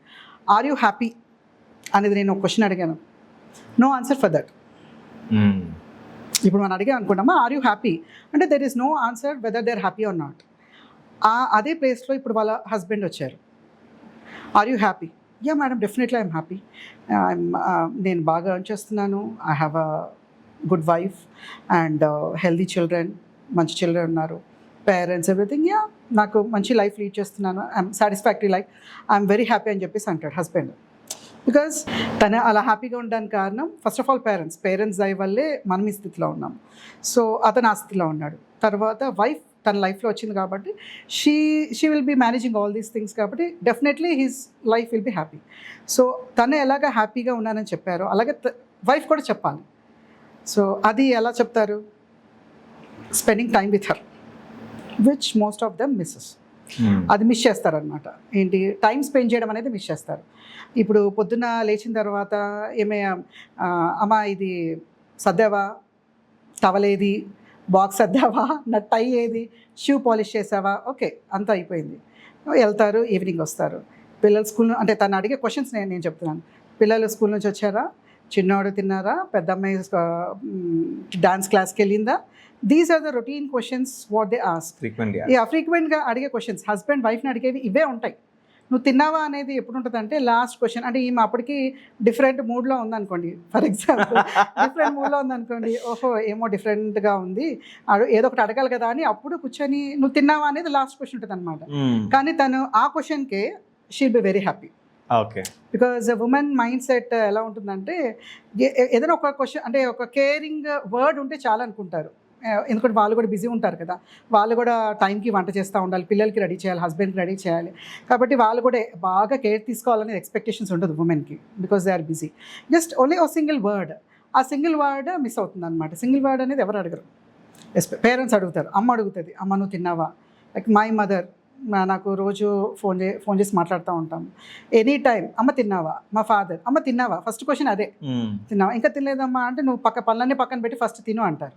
అదే క్వశ్చన్ ఇంకెవరి దగ్గర నుంచి రాదు ప్రపంచంలో ఇంకెవరి దగ్గర నుంచి కూడా రాదు. సో ద థింగ్ ఈజ్ పేరెంట్స్ని వదిలేసి అన్నీ వదిలేసి ఒక గర్ల్, ఒక ఉమెన్ వచ్చి ఒక అబ్బాయి లైఫ్లో వస్తారు to take care of you, your parents and your kids. అంటే లైక్ నీ నెక్స్ట్ జనరేషన్ని she'll be taking care of everything. So at least ఒక 10% కేర్ ఇచ్చినా చాలు తనకి. ఎక్కడికైనా వెళ్దామా, నీ బర్త్డే వస్తుంది నీకేమైనా కొనివ్వాలా, లేకపోతే నీకేమైనా అవసరాలు ఉన్నాయా అంటే షీల్ బి ఎర్నింగ్, తనకు డబ్బులు ఉంటాయి, తను కూడా కొనుక్కోగలుగుతుంది. బట్ నువ్వు ఉంది ఎందుకు మరి, నువ్వు యాజ్ అ హస్బెండ్ ఉంది ఎందుకు, ఎంతసేపు పిల్లలకి, లేకపోతే నీ పేరెంట్స్ ఇది కాదు కదా. So you have to ask few things to your wife. తను వద్దంటదో కొనంటదో ఏదో, ఏమన్నా నీకు ఏదైనా కావాలా, నీకేమైనా కొనివ్వాలా, నువ్వు తిన్నావా, టైంకి తిను. అదే నువ్వు ఫోన్ చేయి, మధ్యాహ్నం ఫోన్ చేయి, 1 o'clock అయితే ఫోన్ చేయి, తిన్నావా అని అడుగు. ఇఫ్ షీజ్ వర్కింగ్ ప్లేస్లో ఉండనివ్వండి, హౌస్ వైఫ్ అయినా అవ్వనివ్వండి. హౌస్ వైఫ్ అన్నంత మాత్రాన ఇంట్లో కూడా బిజీగానే ఉంటారు వాళ్ళు, ఖాళీగా తిని పడుకునేది ఉండదు హౌస్ వైఫ్ కూడా. కడిగిందే ఇంటిని కడుగుతూ ఉంటారు, అన్ని శుభ్రంగా పెట్టుకుంటారు అనమాట. హౌస్ వైఫ్ అయినా కూడా నువ్వు ఫోన్ చేసి అరౌండ్ 1 o'clock ఫోన్ చేసి ఏమో తిన్నావా, ఏం చేస్తున్నావు, సరే రిలాక్స్ అవ్వని చెప్పేసి ఒక మాట అని చాలు, షీల్ బి వెరీ హ్యాపీ. అది ఉండదు మన దగ్గర. Basically they expect a women to do everything, but women ఏం ఎక్స్పెక్ట్ చేస్తుందా అనే కాన్సెప్ట్ ఉండదు. అట్లీస్ట్ తిని ఇన్ని చేస్తుంది కదా, ఇంట్లో పని చేసేదానికి, అంటే ఫర్ ఎగ్జాంపుల్గా చెప్తున్నాను, ఇంట్లో ఏదన్నా ఇల్లు చేయదో లేకపోతే ఇంటి పనులు చేస్తూ ఉంటారు కుక్, వాళ్ళు ఒక టైంలో చేస్తారు, వెళ్ళిపోతే ఏదో మనీ ఇస్తాము అయిపోతుంది వాళ్ళకి. అదొకటి వాళ్ళ జీవనాధారము, కాబట్టి వాళ్ళు చేసుకుంటూ పోతూ ఉంటారు. వాళ్ళ ఇంటికి వెళ్ళిన తర్వాత వాళ్ళ వైఫ్ అండ్ హస్బెండ్ అట్లీస్ట్ అంటే వాళ్ళకి ఫోన్ సిస్టమ్ అవన్నీ ఉండవు. ఇప్పుడైతే మెయిట్స్ కూడా మంచి ఆండ్రాయిడ్ ఫోన్స్ ఉన్నాయి, వేరే సంగతి. వాళ్ళ ఇంటికి వెళ్ళిన తర్వాత ఆ క్వశ్చన్ ఉంటుంది, పొద్దుంతా పని చేసి వచ్చే కదా రా కలిసి తిందామని. నేను చాలామంది అంటే మా ఇంట్లో వర్క్ చేసిన మెయిట్స్తో చూస్తూ ఉంటాను, తను వెళ్ళేంత వరకు హస్బెండ్ భోంచేయరు అనమాట, వైఫ్ వెళ్ళేంత వరకు హస్బెండ్, పిల్లలు భోంచేయరు. ఎప్పుడైనా పని లేట్ అయితే అంటారు, అమ్మా లేదమ్మా ఇంట్లో నా కోసం పిల్లలు వెయిట్ చేస్తూ ఉంటారు, వంట చేసి వచ్చాను కానీ నేను వచ్చేంత వరకు వాళ్ళు తినరు, నాతో పాటు తింటారని. What a life, that's a luxury life. నా దృష్టిలో అదే luxury life, not the money and బంగళాలు, కార్లు అండ్ ఆల్ దీస్ థింగ్స్, ఇవన్నీ ఉండదు. లగ్జరీ లైఫ్ అంటే ఏంటంటే నలుగురు కూర్చొని తింటున్నారా, నీ ఫ్యామిలీ అంతా కూర్చొని కలిసి తింటున్నారా, that's a luxury life which most of the luxury people won't do the thing. ఆ లగ్జరీ ఉండదు. ఫిజికల్ లగ్జరీ అందరికీ ఉంటుంది, బట్ కలిసి కూర్చొని తినే ఆ ఇమోషనల్ బాండింగ్, ఆ లగ్జరీ అనేది మాత్రం ఇలాంటి అంటే మన సొసైటీలో మాత్రం లేదు. Upper middle and upper class సొసైటీలో కూడా నాకు తెలిసైతే లేదు. That's the thing. So women దగ్గర నుంచి ఎలా ఎక్స్పెక్ట్ చేస్తున్నారో, ఉమెన్కి ఎక్కువ ఎక్స్పెక్టేషన్స్ ఉండవు, బట్ జస్ట్ ఆస్క్ దెమ్, నువ్వు తిన్నావా, నువ్వు రెస్ట్ తీసుకున్నావా, నీకు ఏదైనా ఒకవేళ హెల్త్ బాగాలేదనుకోండి, జస్ట్ నీకేమైనా మెడిసిన్స్ తేవాలా. వాళ్ళు ఏమంటారంటే నువ్వు ఎట్లాగో వస్తూ ఉన్నావు కదా, దారిలో మెడికల్ షాప్లో తీసేసుకో అంటారు. అంటే మోస్ట్ అదే కదా, ఇంకా ఎట్లాగో అది కరెక్టే, తను తీసేసుకుంటుంది. But that care what you give, ఆ 10% కేర్ ఇస్తే లైక్ షీల్ బి హ్యాపీ, తన ఫేస్లో ఆ స్మైల్ ఉంటుంది. ఇప్పుడు నా దగ్గరికి పేషెంట్స్ వస్తూ ఉంటారండి, ఎవ్వరూ స్మైలింగ్ ఫేస్తో రారు. అంటే అలానే వాళ్ళకి పెద్ద పెద్ద రోగాలు ఉన్నాయని ఏమి ఉండదు, చిన్న నీరసంగా ఉంటుందని అంటారు. ఆ నీరసంగా ఉంటున్నా సరే అమ్మా నువ్వు మంచి బలమైన ఆహారం తిను, అదే చెప్తాం, అంటే మోస్ట్ కామన్ థింగ్. ఆ తర్వాత ట్యాబ్లెట్స్ రాస్తాం, సరే మళ్ళీ నెక్స్ట్ చెకప్కి వస్తారు 1 month తర్వాత, సేమ్ అదే ఫేస్తో వస్తారు. నాకు ఎలా అనిపిస్తుంది, ఏంటి అని తగ్గలేదా ఏంటి, నేను మెడిసిన్స్ రాశాను తగ్గలేదా నేను అనుకుంటాము. కాకపోతే నేను అడిగితే ఏంటంటే బాగానే ఉందామా, but that smile won't be there, because of the family. That everybody should understand. అంటే ఏదో పెళ్ళి చేసుకున్నామా, ఎంత కట్నం వచ్చిందా, ఎంత బంగారం వచ్చిందా, సో ఇవి all these are secondary things, లేకపోతే టెర్షరీ థింగ్స్ అని చెప్పేసి అనుకుందాం. Future mother is coming here you, అంటే మీ ఇంటికి ఒక తల్లి, ఫ్యూచర్ తల్లి వస్తుంది. యూ షుడ్ థింక్ లైక్ తను హ్యాపీగా ఉండాలి, వేరే నెగిటివ్ మాటలు ఏం మాట్లాడకుండా యూ షుడ్ టేక్ కేర్. అంటే ఒక అత్త పొజిషన్లో ఉన్న, మామ పొజిషన్లో ఉన్న ఏంటంటే నీ బిడ్డలాగా నువ్వు చూసుకోవాలంతే. నువ్వు మదర్ ఇన్ లా పొజిషన్లో ఉన్నా కూడా నువ్వు ఒక బిడ్డలాగా చూడాలి దాన్ని. Yeah. హస్బెండ్ కూడా ఏంటంటే హస్బెండ్ తెలుసుకోవాల్సింది ఏంటంటే నీ మదరు, నీ సిస్టర్స్, నీ సిబ్లింగ్, నీకు అక్కలంటే చాలామందికి ఇష్టం, చెల్లెలు అంటే చాలామందికి ఇష్టం ఉంటుంది. ద సేమ్ థింగ్ ఆ బాండ్ వైఫ్ మీద రాదు. అఫ్కోర్స్ వెంటనే రాదు, ఎందుకంటే అప్పుడే వచ్చారు, వేరే ఫ్యామిలీ నుంచి వచ్చారు, అడ్జస్ట్మెంట్ ఇష్యూస్ వస్తాయి. యా, అది we have to accept it, అది నేను ఒప్పుకుంటా. But take time, spend time with her and accept her like she. అంటే సిబ్లింగ్కి ఎలా ప్రేమిస్తావో, తల్లిని ఎలా ప్రేమిస్తావో అలాగే వైఫ్ని ప్రేమించాలి. అప్పుడు వాళ్ళలో ఆ స్మైల్ ఉంటుంది. వాళ్ళు ఎప్పుడైతే ఇప్పుడు డిఫరెంట్ ప్లేసెస్కి వెళ్తూ ఉంటారు, ఫర్ ఎగ్జాంపుల్ ఫ్యామిలీ ఫంక్షన్స్కి వెళ్ళనివ్వండి, లేదంటే ఏదైనా కంప్లైంట్తో మా దగ్గర రానివ్వండి, డాక్టర్స్ దగ్గర రానివ్వండి, that smile, that charm will be there. That will be there only with the family support. Madam, కార్పొరేట్లో, because you work for corporates also, అంటే I have one recent story madam. ఎలా అంటే ఒక కపుల్, అంటే below middle class family, వెళ్ళి చూసారు, సంబంధం వచ్చింది, they got married and immediately ఎలా ఉంటుంది ఊర్లో తెలుసు కదా, ఇమీడియట్గా పిల్లలు ప్లాన్ చేసుకోవాలి. So they planned a baby. So baby పుట్టిన జస్ట్ 48 అవర్స్లో they got a problem. First మనం అబ్జర్వేషన్ పెడతాం కదా, సో అక్కడ baby had some other issues. కానీ వీళ్ళు స్తోమత లేదు వీళ్ళకి బేసిక్గా. కానీ ఇప్పుడు బేబీ ట్రీట్మెంట్ అది ఇవ్వాలి కదా, so they cannot take any chance on that. So వాళ్ళకున్న ఏదైతే భూమి ఉందో అది అమ్మేసి, అప్పటికప్పటికి అమ్మేసి వాళ్ళు వచ్చి హాస్పిటల్ బిల్ అయి కట్టిన తర్వాత ట్రీట్మెంట్ జరిగింది. సో మీ ఎక్స్పీరియన్స్లో ఇలాంటి ఏమైనా కేసెస్ జరిగాయా? Why insurance plays a major role nowadays? నా ఎక్స్పీరియన్స్లో ఒక పేషెంట్ ఇట్లాగే సేమ్ 9 months యాన్యువల్ చెకప్స్ ఎక్కడో వేరే చోట చేయించుకున్నారు. అంటే నేను వర్క్ చేసే హాస్పిటల్లో NICU ఫెసిలిటీ ఉంది, అంటే బేబీ కేర్ అనేది ఉంది. సో అందుకు తను ఎక్కడో లీకింగ్ పీవీ ఉందని చెప్పేసి వాళ్ళు చూసి వాళ్ళ దగ్గర NICU లేదని చెప్పి మాకు రిఫర్ చేశారు. అంటే మా దగ్గరికి వచ్చిందన్నమాట, మా హాస్పిటల్కి వచ్చిన తర్వాత చూస్తే ఏంటంటే లైక్ బేబీ ఆల్రెడీ హైపాక్సిక్ కండిషన్లోకి వెళ్ళిపోయారు. డెలివరీ అయితే వెంటనే చేసాము, ఆల్రెడీ లో ఫీటల్ హార్ట్ బీట్ తోటి వచ్చింది మన దగ్గరికి. వచ్చిన తర్వాత అంటే లైక్ స్టూల్ కూడా, బేబీ స్టూల్ పాస్ చేసి అది స్వాలో కూడా చేశారనమాట. సో అలాంటి కండిషన్లో మేము ఎమర్జెన్సీగా వెంటనే డెలివరీ చేసి బేబీని అంటే లైక్ లైవ్ బేబీని తీసిన తర్వాత like baby saturations, oxygen levels అన్నీ కూడా పడిపోతున్నాయి. అంటే baby is not able to breathe, డిస్ట్రెస్లోకి వెళ్ళిపోయింది అన్నమాట బేబీ. అప్పుడు ఏంటంటే లైక్ దే ఆర్ లైక్ డెలివరీకి అఫోర్డబిలిటీ ఉంది, అంతవరకు వాళ్ళు పే చేసుకోగలిగారు. బట్ రిగార్డింగ్ ద NICU అంటే లైక్ పర్ డే ఇంతని ఛార్జెస్ ఉంటుంది కదా. సో వాళ్ళు రఫ్ ఎస్టిమేషన్ ఇచ్చారనమాట, ఇన్ని డేస్కి ఇలాగా అని చెప్పేసి ఇచ్చారు. అంతకన్నా తక్కువ అవ్వచ్చు, ఎక్కువ అవ్వచ్చు అని. ఫస్ట్ అయితే NICUలో బేబీని అయితే మేము అడ్మిట్ చేసాము.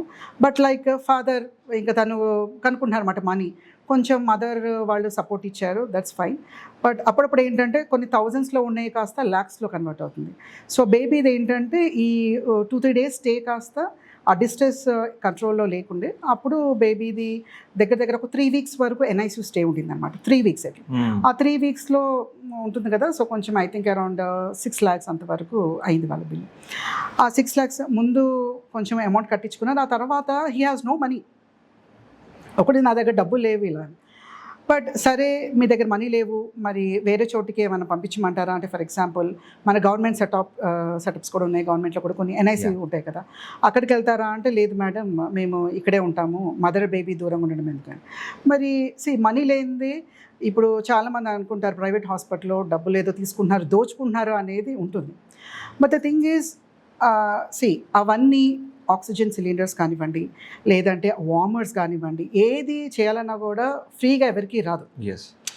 గవర్నమెంట్ది అది వేరు, వాళ్ళకి గవర్నమెంట్ ఫండ్స్ వాళ్ళకి అన్నీ వస్తాయి, దట్ ఈస్ డిఫరెంట్. బట్ ప్రైవేట్గా ఏదైనా తీసుకోవాలి అని అంటే హాస్పిటల్ వాళ్ళు కూడా అన్నీ కొనాలి కదా.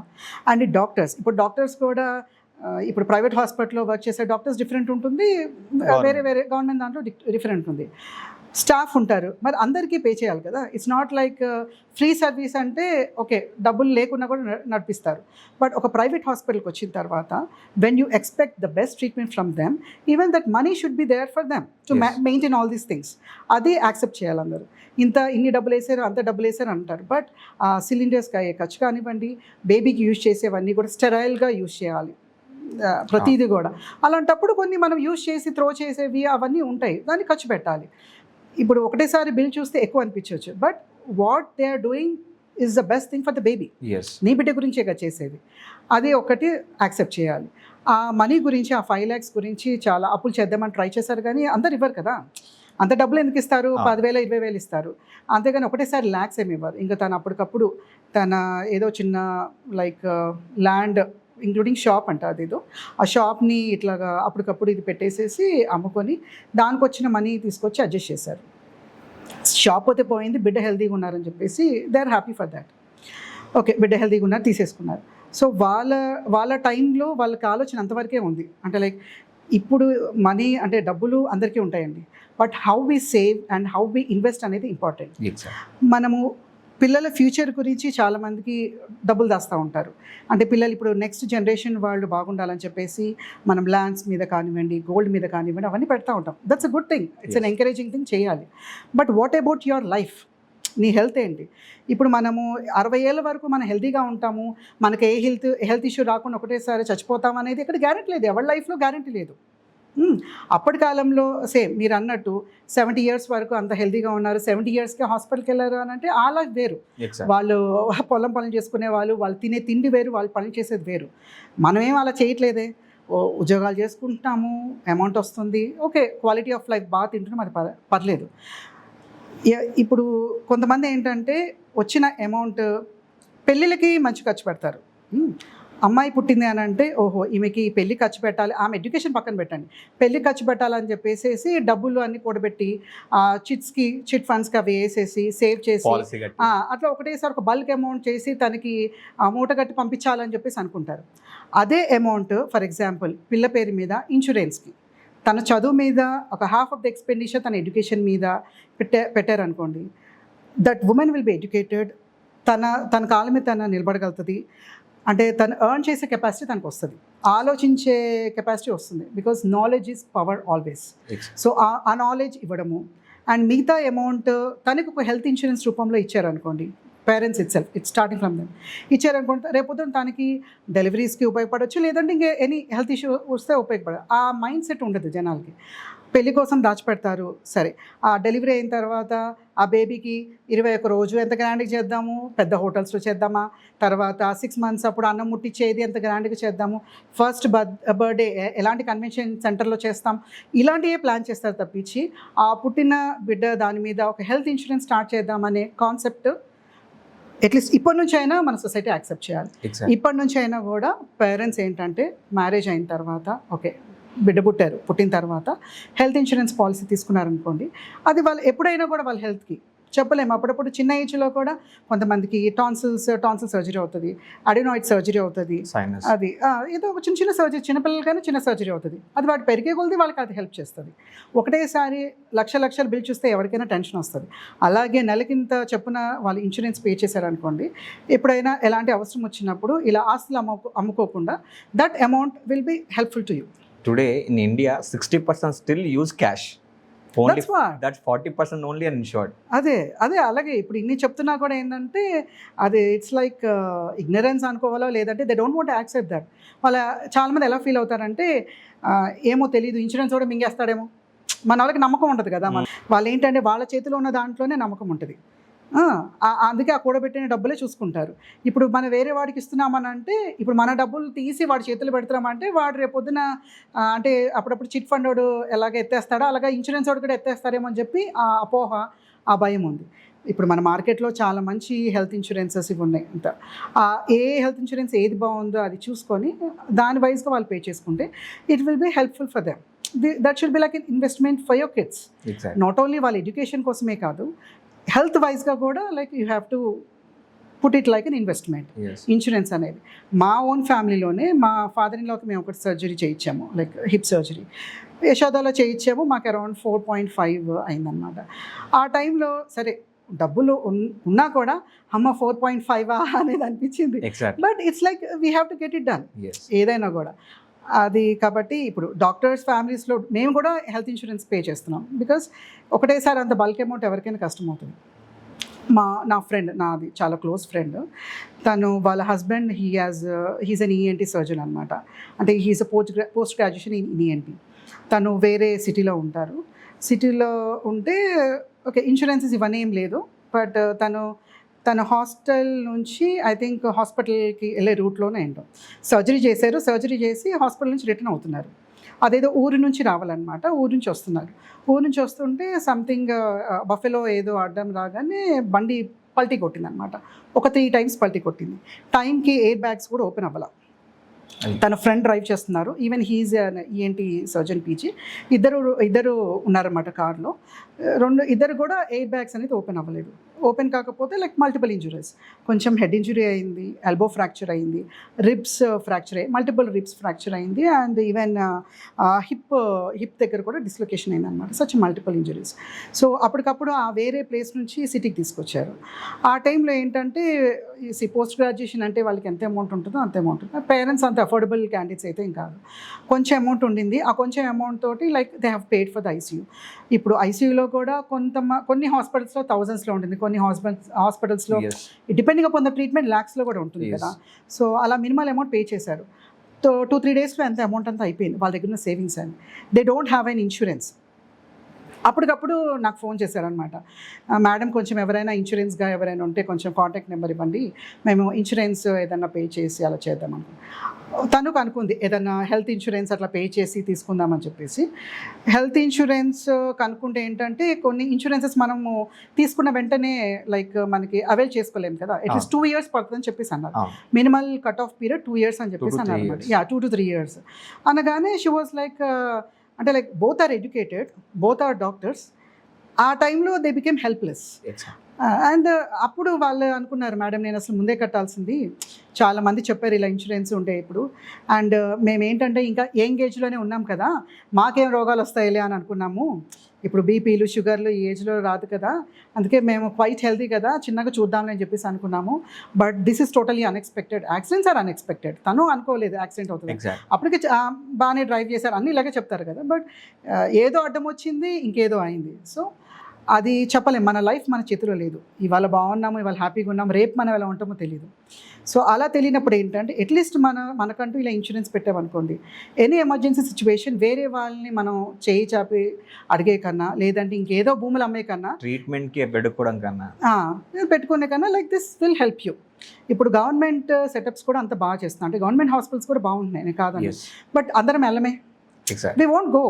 అంత బాగున్నా ఇప్పుడు మన గవర్నమెంట్ అంతా కూడా బాగా చేస్తున్నాయి. అంతకుముందు గవర్నమెంట్ హాస్పిటల్స్ కొంచెం అంత క్లీన్లీనెస్ లేదు అలా అనేవాళ్ళు. బట్ ఇప్పుడు అన్నీ కూడా నీట్గా ఉంటున్నాయి. ఉస్మానియా కానివ్వండి, గాంధీ కానివ్వండి, ఏరియా హాస్పిటల్స్ ఎస్పెషల్లీ చాలా నీట్గా ఉంటున్నాయి. And people are preferring to go over there. Basti Dawakhana దగ్గర స్టార్ట్ అయింది. బస్తీ దవాఖానాలు బాగుంటున్నాయి, ల్యాబ్స్, డయాగ్నోస్టిక్స్ బాగా చేస్తున్నారు, ఓకే అన్నీ బాగుంటున్నాయి. But people are not going over there. వెళ్ళరు. ఎందుకంటే రద్దీ అనుకుంటారు. అంటే ఆ లైన్లో అంత టైం ఎక్కువసేపు నిల్చోవాలి. ఆ టైం అక్కడ చెప్పాను కదా, పేషెన్స్ అనేది ఉండట్లేదు ఎవరు కూడా, తొందరగా ఫటాఫట్ అయిపోవాలి. అందుకే వెంటనే ప్రైవేట్ హాస్పిటల్కి వస్తారు. ప్రైవేట్ హాస్పిటల్కి వచ్చిన తర్వాత బిల్లులు ఇలా ఉన్నాయని మనం కమెంట్ చేసే కన్నా ముందుగానే ప్రివెంటివ్గా ముందుగానే ఇన్సూరెన్స్ ఇవన్నీ మీ చేతులు పెట్టుకున్నారనుకోండి, ఎనీవేర్ హ్యాపీగా వెళ్ళొచ్చు, మంచి ట్రీట్మెంట్ తీసేసుకోవచ్చు. You can enjoy the facilities of a private hospitals. అది నేను చెప్పగలుగుతాను. మేడం, మధ్య మీరు కూడా చాలా అవేర్నెస్ ప్రోగ్రామ్ చేస్తున్నారు ఉమెన్స్ హెల్త్ మీద, ఉమెన్స్ ఎంపవర్మెంట్ మీద. సో యూ బీన్ డూయింగ్ మీరు స్కూల్స్, కాలేజెస్, వర్కింగ్ ఉమెన్స్తో కూడా మీరు ఇంటరాక్షన్ అవుతున్నారు. So what is motivating you more madam? ఎందుకంటే you see that a lot of bond or emotion missing అనేది ఫీలింగ్ అనిపిస్తుందా మీకు ఏమన్నా? వెనెవర్ అదే నా పేషెంట్స్ తోటి నేను ఇట్లా మాట్లాడుతూ ఉంటాను. చాలామంది కొన్ని ఇయర్స్ నుంచి వచ్చిన పేషెంట్స్ కూడా ఉంటారు. 10 years బ్యాక్ డెలివరీ చేసిన వాళ్ళు మళ్ళీ వస్తూ ఉంటారు. So I will be having that bond with them. వాళ్ళు ఎప్పుడు వచ్చినా కూడా వాళ్ళు ఎమోషనల్గా ఫీల్ అవుతారు, నేను ఎమోషనల్ ఫీల్ అవుతాను. The thing is the attachments కానివ్వండి, ఆ ఫ్యామిలీ అటాచ్మెంట్స్ అండ్ ఆ చార్మింగ్ లైఫ్ అనేది అందరు మిస్ అవుతున్నారేమో అని నాకు అనిపిస్తుంది. అంటే because I will be talking with different women. చాలామంది ఆడవాళ్ళతో మాట్లాడతాను అండ్ వాళ్ళ ఫ్యామిలీ మెంబర్స్తో కూడా మాట్లాడతాను కదా. అంటే మ్యాన్తో మాట్లాడతాను, వాళ్ళ ఫాదర్తో మాట్లాడతాను, ఇన్లాస్. సో నాకు వాళ్ళు వచ్చినప్పుడే వాళ్ళు ఎలాంటి సైకాలజీతో వచ్చారనేది నాకు అర్థమైపోతుంది. దాని ప్రకారమే I will be speaking with them. నాకేమనిపిస్తుందంటే లైక్ అప్పటి కాలంలో ఉన్న అటాచ్మెంట్స్, మన పేరెంట్స్ కాలంలో, మన అమ్మమ్మల కాలంలో ఉన్న attachments, maybe because of this busy schedule. అంటే education is important for everyone, education ఉండాలి. బట్ ఇట్స్ నాట్ లైక్ నీ ఎడ్యుకేషన్, నీ ప్రొఫెషన్, రిలేషన్స్ని దూరపరిచే అంతగా ఉండకూడదు మనకి ఎప్పుడైనా కూడా. అన్నీ ఉండాలి. బాండింగ్, రిలేషన్స్, ఫ్యామిలీ అనేది మన లైఫ్లో ఫస్ట్ ప్రయారిటీ ఉండాలి. మిగతాదంతా next priority. Profession money earning everything should be next thing. అది మనం ప్రాక్టీస్ చేసుకున్నాం అనుకోండి, your life will be happy. And మన నెక్స్ట్ జనరేషన్ వాళ్ళు కూడా అది నేర్పిస్తే వాళ్ళు వాళ్ళ ఫ్యామిలీతో అలా ఉంటారన్నమాట. ఇప్పుడు నేను చాలామంది చూస్తూ ఉంటాను కదా, అంటే అప్పుడప్పుడు మా రిలేటివ్స్ ఇంటికి వస్తూ ఉంటారు, మేము అప్పుడప్పుడు బయటకు వెళ్తాం కదా resorts, everybody will have their phone. చిన్న ఏజ్, నేను 4th క్లాస్ వాళ్ళ దగ్గర నుంచి చూస్తూ ఉంటాను, మాల్స్కి వెళ్తూ ఉంటాం అప్పుడప్పుడు. నేను నాకు most of the time I like to observe people. అంటే ఫోన్, నాకు అంతకుముందు అంత ఫోన్ అలవాటు లేదు, సో ఇప్పుడు ఏంటంటే కాల్స్ పిక్ చేయడానికి యూజ్ చేస్తాను. అందుకు I like to observe people. ఇప్పుడు నేను కార్లో కూర్చున్నా కూడా విండో నుంచి చూస్తూ ఉంటాను అనమాట. అంటే లైక్ చిన్న వాళ్ళ దగ్గర నుంచి పెద్ద అన్నీ అబ్జర్వ్ చేస్తాను. I like to observe them, that's it. So అలాగా అందరిని అబ్జర్వ్ చేస్తూ ఉంటే ఎవరికాడు ఫోన్ అయినా పట్టుకొని ఉండాలి, లేదంటే మరీ చిన్నపిల్లలే ఆడుకుంటారు, మిగతా అంతా ఫోనే. ఈవెన్ దేర్ పేరెంట్స్ అటు పక్కన ఖాళీ కూర్చుంటారు, వీళ్ళు ఫోన్లో బిజీ ఉంటారు. అమ్మలు నాన్నలు, ఈవెన్ అమ్మమ్మని కూడా చూస్తున్నాను అట్లా పట్టుకొని. So we're missing that natural life అని నేను చెప్పొచ్చు. Yes, digital thing is good, social media is good, నేను కాదన్ను. బట్ దాన్ని ఎంతవరకు చూసుకోవాలి, ఎంతవరకు వాడుకోవాలి అంతవరకే వాడుకోవాలి. యా, నాలెడ్జ్ ఓకే, అప్పుడప్పుడు ఇప్పుడు ఈ మధ్య అది నాలెడ్జబుల్ ఉంటుంది, దట్స్ ఇట్. కాకపోతే ఈ మధ్య చాట్ జీపీటీ ట్రీట్మెంట్, వాళ్ళకి ఏదైనా బాగాలేదనుకోండి, సిక్కారు అనుకోండి, దాంట్లోనే మందులైపోతుంది. నా దగ్గరికి వస్తారు పేషెంట్, మేడం సిట్రిజిన్ వేసుకున్నాను, జలుబు స్టార్ట్ అయింది, సిట్రిజిన్ వేసుకున్నాను, వేసుకొని 3 రోజులు అయిన తగ్గలేదు. అవునమ్మా ఎక్కడికైనా వెళ్ళావా? లేదు మేడం, మామూలుగా నాకు తెలుసు కదా, చాట్ జీపీటీని అడిగితే చెప్పింది. చాట్ జీపీటీ ఇస్తుందేమో ట్రీట్మెంట్, ఇస్తుంది, మనం మొత్తం చదవాలి కదా. అలాంటప్పుడు ఇప్పుడు మేము ఇన్ని సంవత్సరాలు చదువుకొని కూర్చోవడం ఎందుకు, మరి అదేదో అంత చాట్ జీపీటీని అడిగితే అయిపోయింది. అలా ఉండదు కదా. సో ఏంటంటే సోషల్ మీడియాని ఎంత యూజ్ చేయాలో అంత యూజ్ చేసుకోవడం. ఇఫ్ ఎట్ ఆల్ ఏదైనా సిక్నెస్ మీకు ఎదురైంది అనుకోండి, హెల్త్ బాగాలేదనుకోండి, come near doctors, qualified doctors ఉన్నారు, రండి, డిస్కస్ చేయండి. అంటే ఏదో ఇంత ఫీజు కట్టాలను, people will be thinking about the fees and అది టెస్ట్లు అంటారు. అన్నెసరీ టెస్ట్ ఎందుకు రాస్తారు? Unless you have a complaint. నీ కంప్లైంట్ ఉంటేనే కదా నువ్వు వచ్చేది. నీకు అసలు కంప్లైంట్ లేకపోతే you won't come to the hospital, right? నీ కంప్లైంట్ ఉంది, నువ్వు హాస్పిటల్కి వచ్చావు, నువ్వు టెస్ట్లో ఒకవేళ చేయించుకోగలిగితే చేయించుకోలేదంటే లేదు, నేను మెడిసిన్స్ వాడతాను, తర్వాత చూద్దామని చెప్పేసి you can discuss like that. అది లేకుండా నేను జస్ట్ గూగుల్ తల్లిని అడుగుతాను ఏం చేయాలనేది, స్కాన్ కూడా చేయించుకొని వచ్చేస్తారు నేను అడ్వైస్ చేయకుండానే. ఏమన్నా స్కాన్ చేసుకున్నామంటే అదే మేడం నాకు కొంచెం కడుపు నొప్పి వస్తూ ఉంది, ఎట్లాగో మీరు రాస్తారు కదా అంటే మళ్ళీ డబల్ టైం పిలుస్తామేమని చెప్పేసి ఒకటేసారి. ఇట్స్ అ గుడ్ థింగ్, నేను కాదను. బట్ అసలు నీ కంప్లైంట్స్ డయాగ్నోసిస్ కాకుండా నువ్వు సెల్ఫ్గా ఎలా డయాగ్నోస్ చేస్తావు? సో సోషల్ మీడియాని ఎంత యూటిలైజ్ చేసుకోవాలో అంత యూటిలైజ్ చేసుకోవాలి, one thing. And always go to a qualified professionals, qualified doctors. ఎందుకంటే మేము సింపుల్గా ఏదో 1 year చదివి వచ్చిన వాళ్ళం కాదు, ఎన్నో ఇయర్స్, మినిమం మాకు 10 years అన్ని స్టడీస్ చేస్తే తప్పించి ఒక క్వాలిఫైడ్ ప్రొఫెషన్ లాగా బయటకు వెళ్ళాను. చాలామంది సిటీలో ఉన్న వాళ్ళే, ఊర్లలో వాళ్ళు కాదు, సిటీలో ఉన్న వాళ్ళే చెప్తున్నాను, they go to some non qualified quacks. I think మీకు అర్థమై ఉంటుంది, నాన్ క్వాలిఫైడ్ క్వాక్స్. ఎందుకు? అక్కడ ఫీజు తక్కువ ఉంటుంది, ఎంతో తక్కువ ఉండదు, 100 రూపాయల తేడా ఉంటుంది. ఈ మధ్య వాళ్ళు కూడా 300 తీసుకుంటున్నారు. నాకు అంతమంది క్లినిక్ ఉన్నప్పుడు నా క్లినిక్కి జస్ట్ అంటే 100 మీటర్స్లోనే ఇంకొక పర్సన్ ఉన్నారు, ఆయనది 200 అయితే నాది 300 నా fee.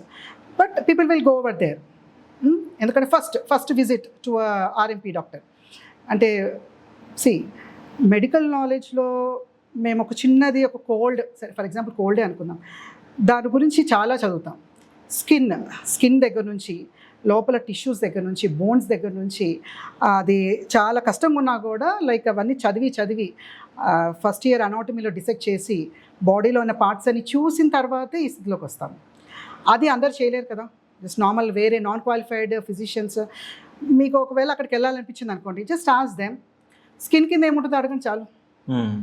If you want to go to a non qualified wax, just ask them skin కింద ఏముంటుంది, ఓకే, మన బాడీలో ఎన్ని బోన్స్ ఉన్నాయో అడగండి. నీకు ఎన్ని బోన్స్ ఉన్నాయో తెలియకుండా, లోపల ఎన్ని టిష్యూస్ ఉన్నాయో తెలియకుండా, how can you right a thing over the paper? నువ్వు ఒక మెడిసిన్ పేరు ఎలా రాస్తావు దాని యాక్షన్ తెలియకుండా? అంటే డ్రగ్ సిట్రిజిన్ అయితే జలుబు తగ్గిస్తుందని తెలిస్తే సరిపోతుందా? ఇంకా మిగతా నాలెడ్జ్ అవసరం లేదా? But people will go over there. అదేంటి, అది జూబ్లీ హిల్స్ ఏరియాలో ఉండింది నాకు అంతకుముందు క్లినిక్. ఆ ఏరియాలో ఉన్న వాళ్ళే, అంటే లైక్ లోవర్ మిడిల్ క్లాస్ అనుకోండి, ఫస్ట్ ఆయన దగ్గరికి వెళ్ళి అక్కడ తగ్గకపోతే ఇటు వస్తారు. సరే వాళ్ళు ఏమైనా మెడిసిన్స్ రాస్తున్నారా అని అంటే సెట్ ఆఫ్ 10 మెడిసిన్స్ ఉంటాయి. ఏంటి అన్ని డబల్ చూశాను ఒకసారి. ఏంటి అదే పేషెంట్ 1 వీక్ బ్యాక్ అంటే అంతకన్నా ముందు నా దగ్గరికి వచ్చింది. నేను జస్ట్ ఒక 1 మెడికేషన్ ఇచ్చి పంపించాను. బట్ తనకి ఆ సాటిస్ఫాక్షన్ లేదు, ఎందుకంటే ఒకటే రాశానంట. సరే తను 10 తీసుకొచ్చింది, దాంట్లో టూ టైప్స్ ఆఫ్ ఇంజెక్షన్. సరే చూశాను ఏమేమి ఉన్నాయని. ఒక చిన్న అంటే తన కంప్లైంట్ ఏంటంటే ఓన్లీ కోల్డ్ కంప్లైంట్ కదా అని నేను సింగిల్ టాబ్లెట్తో సరిపోతుంది నేను రాశాను. ఇవన్నీ ఎందుకు అనంటే ఇవన్నీ ఫర్ ఇమ్యూనిటీ బూస్టర్స్ అంట. What is immunity booster? And unnecessary antibiotics ఎందుకు ఇవ్వడము? యాంటీబయాటిక్స్ ఇలా యూజ్ చేయడం మూలంగా చాలామందికి రెసిస్టెన్స్ అనేది వచ్చేసింది. ఇప్పుడు వాళ్ళు మా దగ్గరికి వచ్చే టైంకి మేమైనా దాన్ని యాంటీబయాటిక్ రాస్తున్నా కూడా పని చేయట్లేదు. Because you are not visiting immediately. అక్కడికైనా వెళ్తారు, లేదంటే ఫార్మసీకి వెళ్తారు. ఓకే, నాకు తెలిసిన ఫార్మసీ షాప్ అతను ఉన్నాడనమాట. అప్పుడప్పుడు పేషెంట్స్ ఎవరు ఉన్నారంటే వెళ్తూ ఉంటాను. ఆ షాప్కి ఎవరైతే వచ్చారనుకో తను మంచిగా ఇచ్చేస్తారు. ఏంటి కోల్డ్ కాఫ్ కంప్లైంట్ చెప్తే ఏ కంప్లైంట్ ఉన్నా కూడా అక్కడ ఫిజిషియన్ అవసరం లేదు, ఇంకా ఆ ఫార్మసీ పర్సనే మంచిగా మెడిసిన్స్ ఇస్తారు, ఎలా వేసుకోవాలో చెప్తాడు, అంతా చెప్పేస్తారు. దానికి ఎంతో కొంత రియాక్షన్స్ రావడము లేదంటే తగ్గపోవడం మీద జరుగుతూ చూస్తారు. అప్పుడు మళ్ళీ వెనకాల ఫిజిషియన్కి పంపిస్తారు. What is that kind of practice? అదంతా మన ఇండియాలోనే జరుగుతుంది. డిఫరెంట్ కంట్రీస్లో మనకందరికి తెలుసు కదా, లైక్ ప్రిస్క్రిప్షన్ అనేది మ్యాండేటరీ అండ్ డాక్టర్స్ అపాయింట్మెంట్ లేదే ఓవర్ ద కౌంటర్ మెడికేషన్స్ అనేది ఇవ్వరు. బట్ మన దగ్గర ఏంటి అన్నీ ఓవర్ ద కౌంటర్ మెడికేషన్సే. ఫస్ట్ ఆ ఫార్మసీ వాడి దగ్గరికి వెళ్తాడు, వాడి దగ్గర మందులు తీసుకుంటారు. దానికి ఏమైనా రియాక్షన్స్ వచ్చాయంటే ఆ నెక్స్ట్ ఇంకొక నాన్ క్వాలిఫైడ్ వాడికి వెళ్తారు. అక్కడ తగ్గలేదంటే ఫైనల్లీ ఒక డాక్టర్ దగ్గరికి వస్తాడు. అప్పటికి కాంప్లికేషన్ రూపంలో వస్తారు. అప్పుడు మేము హిస్టరీ అంతా చెప్పరు. ఫస్ట్ ఫార్మసీ దగ్గర మెడిసిన్ తీసుకున్నాను చెప్పరు, వీళ్ళ దగ్గరికి వెళ్ళి ఆ ప్రిస్క్రిప్షన్ కూడా తీసుకురా. మాకేం అర్థం కాదు ఏమైంది దీనికి ఎందుకు ఇంత సివియర్ కండిషన్లో ఉన్నారని చెప్పి మనకు అర్థం అవ్వదు, ఎందుకంటే హిస్టరీ అంతా వాళ్ళు మాస్టర్ చేస్తారు. So everybody should know, society should know one thing ఏంటంటే మీకు ఏదైనా హెల్త్ బాగాలేదంటే first visit a qualified doctor. అక్కడ డిగ్రీస్ అన్నీ రాసుంటాయి అనమాట, ఎంబీబీఎస్ తర్వాత ఏంటి అని అలా చూసి రండి. విచిత్రం ఏంటంటే క్వాలిఫైడ్ వాళ్ళు కూడా వెళ్తూ ఉంటారు. నేను కొంతమంది ఈ సాఫ్ట్వేర్ ప్రొఫెషనల్స్ కూడా అండ్ ఇప్పుడు నార్మల్ వేరే జాబ్స్ చేస్తూ ఉంటారు, వాళ్ళు కూడా అక్కడికి వెళ్ళడం నేను చూశాను అనమాట. ఈ నాన్ క్వాలిఫైడ్ వాళ్ళ దగ్గరికి వెళ్ళడం, ఎందుకంటే వాళ్ళు మళ్ళీ మా దగ్గరికి వచ్చినప్పుడు మాకు అర్థమవుతుంది ఫస్ట్ అక్కడికి వెళ్ళారు అని. So why all those things? మహా అయితే ఎంత ఫీజు తేడా ఉంటుంది? 100 రూపాయలు ఫీజు తేడా ఉంటుంది. సరదాగా రెస్టారెంట్కి వెళ్తారు అందరూ, 1000 రూపాయలు ఖర్చు అవుతుంది అనుకోండి, అక్కడ బేరసారాలు ఏముండదు. వాడు 1000 బిల్ వేస్తే అక్కడ 1000 ఇచ్చేసి వస్తారు, ఎందుకంటే you have enjoyed the food. అదే ఒక హాస్పిటల్ లేకపోతే ఒక డాక్టర్ దగ్గర ఒక 400 ఫీజు రాగానే లబో దిబోం అనుకుంటా, 400 ఫీజా? నా పేషెంట్స్ అలాగే అనమాట. 400 ఫీజు ఉంటే మేడం చాలా ఎక్కువ ఫీజు ఉంది, 200 తీసుకోవచ్చు కదా, 50% డిస్కౌంట్ ఇవ్వచ్చు కదా. డిస్కౌంట్ ఇమ్మంటే ఇస్తాం, దట్స్ నాట్ ఎ థింగ్. మీరు వేరే వాటి గురించి అంటే వేరే దగ్గర ఖర్చు పెట్టే దగ్గర ఆలోచించినప్పుడు వై ఓవర్ హియర్? ఇక్కడ ఎందుకు ఫీజు దగ్గర మందుల దగ్గర డిస్కౌంట్ రావాలి, తక్కువలో కావాలనుకుంటారు. అలాగే మెడికేషన్స్ కూడా వాళ్ళకి తక్కువ కాస్ట్లో మెడికేషన్ కావాలని ముందుగానే ఫార్మసీ షాప్కి చెప్తాడు. తనేం చేస్తాడు, నార్మల్ అంటే లైక్ రెగ్యులర్ బ్రాండ్వి కాకుండా ఆల్టర్నేటివ్ మెడికేషన్ ఇస్తూ ఉంటారు అనమాట. జెనరిక్ మెడిసిన్స్ ఇస్తూ ఉంటారు. జెనరిక్ మెడిసిన్స్ ఓకే, అవి పనిచేస్తాయా పని చేయకపోవా అవి పక్కన పెట్టండి.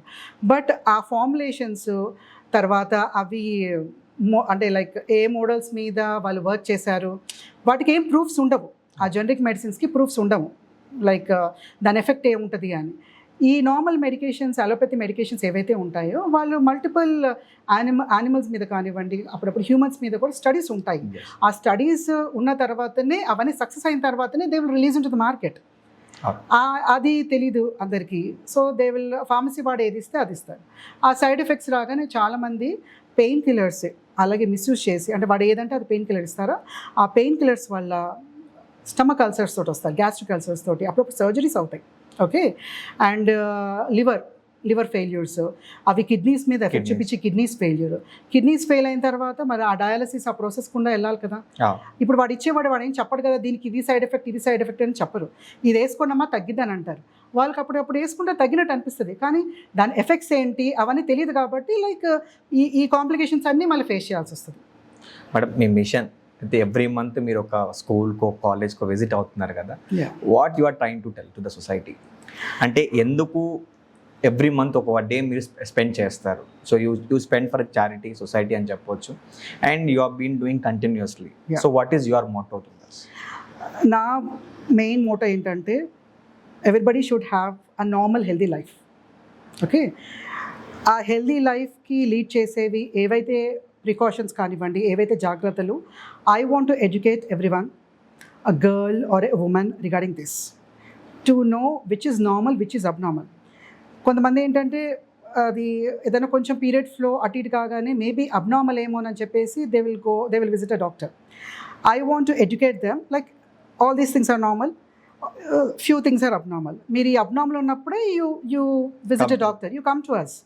అన్నెసరీ డాక్టర్స్ దగ్గరికి వెళ్ళడము, unnecessary medication over the counter in the pharmaceutical this thing, అది ప్రివెంట్ చేయాలి. That is my main and primary motive ఏంటంటే how to lead a normal healthy life, and physically and also mentally. And one more thing, which is an abnormal thing, when you need to visit a doctor, Yeah. that too a qualified doctor, rather than going to a pharmacy shop. This is my primary motive. Yeah, so మీరు ఇంకా అంటే charity కోసం ఇంకా spend చేయాలని అనుకుంటాం madam, because today we want more doctors to educate what ever is going in society today, and we wish you all the very best madam. Yeah, thank you so so much. ఈ పాడ్కాస్ట్లో we just not only understood what exactly like infertility or fertility matters, and what exactly a woman goes through the life in a pre or postpartum also, and why the woman role plays a major role in the life also we learned, madam. Thank you so much for your valuable information, madam. Yeah. Thank you. Thank you.